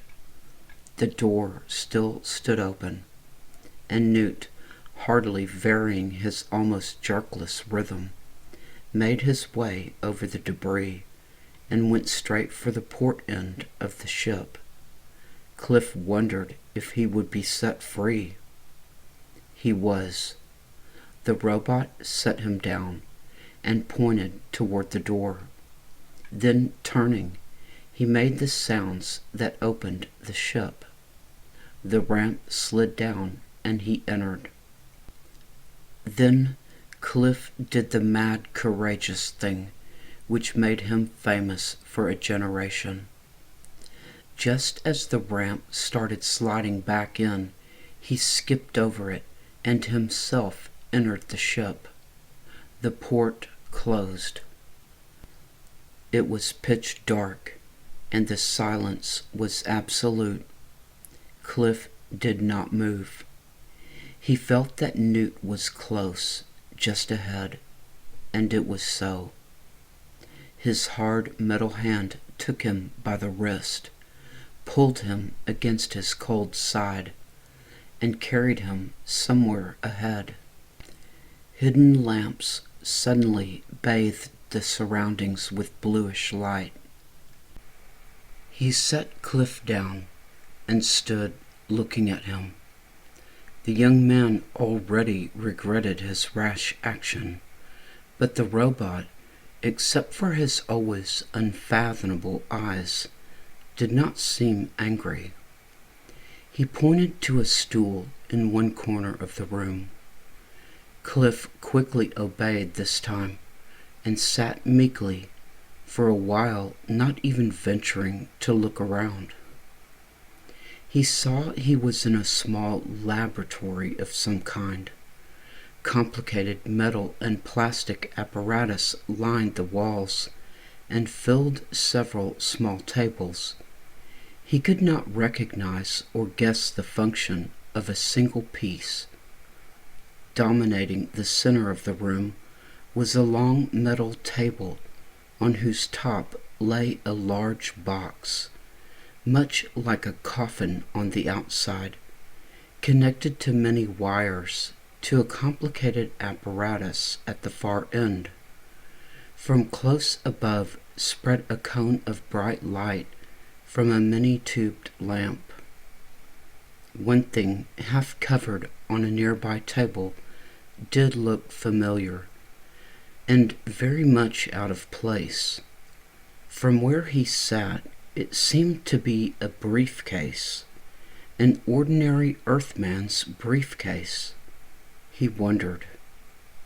Newt paid him no attention, but at once, with the narrow edge of a thick tool, sliced the lid off the little box of records. He lifted out the strip of sight and sound film and spent fully half an hour adjusting it within the apparatus at the end of the big table. Cliff watched, fascinated, wondering at the skill with which the robot used his tough metal fingers. This done, Newt worked for a long time over some accessory apparatus on an adjoining table. Then he paused thoughtfully a moment and pushed inward a long rod. A voice came out of the coffin-like box, the voice of the slain ambassador. "I am Klaatu," it said, "and this is Newt." From the recording flashed through Cliff's mind the first and only words the ambassador had spoken. But then, in the very next second, he saw that it was not so. There was a man in the box. The man stirred and sat up, and Cliff saw the living face of Klaatu. Klaatu appeared somewhat surprised, and spoke quickly in an unknown tongue to Newt. And Newt, for the first time in Cliff's experience, spoke himself in answer. The robot's syllables tumbled out as if born of human emotion, and the expression on Klaatu's face changed from surprise to wonder. They talked for several minutes, Klaatu apparently fatigued, then began to lie down, but stopped midway, for he saw Cliff. Newt spoke again at length. Klaatu beckoned Cliff with his hand, and he went to him. "Newt has told me everything," he said in a low, gentle voice, then looked at Cliff for a moment in silence, on his face a faint, tired smile. Cliff had 100 questions to ask, but for a moment hardly dared open his mouth. "But you," he began at last, very respectfully, but with an escaping excitement, "you are not the Klaatu that was in the tomb?" The man's face faded, and he shook his head. "No." He turned to the towering Newt and said something in his own tongue, and at his words the metal features of the robot twisted as if in pain. Then he turned back to Cliff. "I am dying," he announced simply, as if repeating his words for the Earthman. Again to his face came the faint, tired smile. Cliff's tongue was locked. He just stared, hoping for light. Klaatu seemed to read his mind. "I see you don't understand," he said. "Although, unlike us, Newt has great powers. When the wing was built and the lectures began, there came to him a striking inspiration. Acting on it at once in the night, he assembled this apparatus, and now he has made me again, from my voice, as recorded by your people. As you must know, a given body makes a characteristic sound. He constructed an apparatus which reversed the recording process, and from the given sound made the characteristic body." Cliff gasped. So that was it. "But you needn't die," Cliff exclaimed suddenly, eagerly. "Your voice recording was taken when you stepped out of the ship, while you were well. You must let me take you to a hospital. Our doctors are very skillful." Hardly perceptibly, Klaatu shook his head. "You still don't understand," he said slowly and more faintly. "Your recording had imperfections, perhaps very slight ones, but they doomed the product. All of Newt's experiments died in a few minutes, he tells me, and so must I." Suddenly then, Cliff understood the origin of the experiments. He remembered that on the day the wing was opened, a Smithsonian official had lost a briefcase containing film strips recording the speech of various world fauna. There, on the table, was a briefcase, and the Stillwells must have been made from strips kept in the table drawer. But his heart was heavy. He did not want this stranger to die. Slowly there dawned on him an important idea. He explained it with growing excitement. You say the recording was imperfect, and of course it was, but the cause of that lay in the use of an imperfect recording apparatus. So if Newt, in his reversal of the process, had used exactly the same pieces of apparatus that your voice was recorded with, the imperfections could be studied, cancelled out, and you'd live and not die. As the last words left his lips, Newt whipped around like a cat and gripped him tight. A truly human excitement was shining in the metal muscles of his face. "Get me that apparatus," he ordered, in clear and perfect English. He started pushing Cliff toward the door, but Klaatu raised his hand. "There is no hurry," Klaatu said gently. "It is too late for me.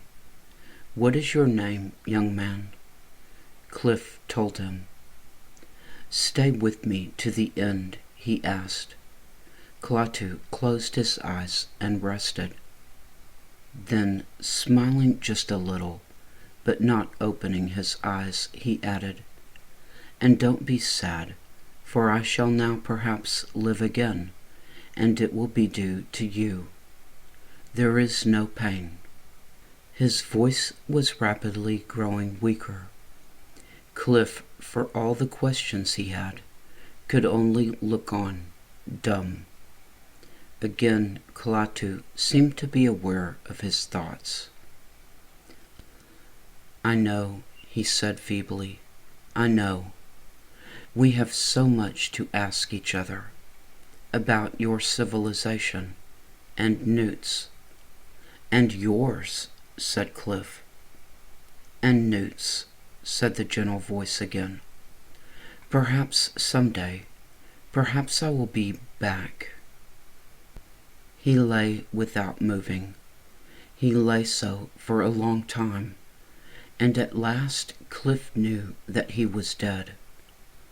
Tears came to his eyes. In only these few minutes he had come to love this man. He looked at Newt. The robot knew, too, that he was dead, but no tears filled his red-lighted eyes. They were fixed on Cliff, and for once the young man knew what was in his mind. "Newt," he announced earnestly, as if taking a sacred oath, "I'll get the original apparatus. I'll get it. Every piece of it. The exact same things." Without a word, Newt conducted him to the port. He made the sounds that unlocked it. As it opened, a noisy crowd of Earthmen outside trampled each other in a sudden scramble to get out of the building. The wing was lighted. Cliff stepped down the ramp. The next 2 hours, always in Cliff's memory, had a dreamlike quality. It was as if that mysterious laboratory with the peacefully sleeping dead man was the real and central part of his life. And his scene with the noisy men with whom he talked, a gross and barbaric interlude. He stood not far from the ramp. He told only part of his story. He was believed. He waited quietly while all the pressure which the highest officials in the land could exert was directed toward obtaining for him the apparatus the robot had demanded. When it arrived, he carried it to the floor of the little vestibule behind the port. Newt was there, as if waiting. In his arms he held the slender body of the second Klaatu. Tenderly he passed him out to Cliff, who took him without a word, as if all this had been arranged. It seemed to be the parting. Of all the things Cliff had wanted to say to Klaatu, one remained imperatively present in his mind. Now, as the green metal robot stood framed in the great green ship, he seized his chance. "Newt," he said earnestly, holding carefully the limp body in his arms, "you must do one thing for me. Listen carefully. I want you to tell your master, the master yet to come, that what happened to the first Klaatu was an accident for which all Earth is immeasurably sorry. Would you do that?" "I have known it," the robot answered gently. "But will you promise to tell your master just those words as soon as he has arrived?" "You misunderstand," said Newt, still gently, and quietly spoke 4 more words. As Cliff heard them, a mist passed over his eyes, and his body went numb. As he recovered, and his eyes came back to focus, he saw the great ship disappear. It just suddenly was not there anymore. He fell back a step or 2. In his ears, like great bells, rang Newt's last words. Never, never was he to disclose them till the day he came to die. "You misunderstand," the mighty robot had said. "I am the master." The end.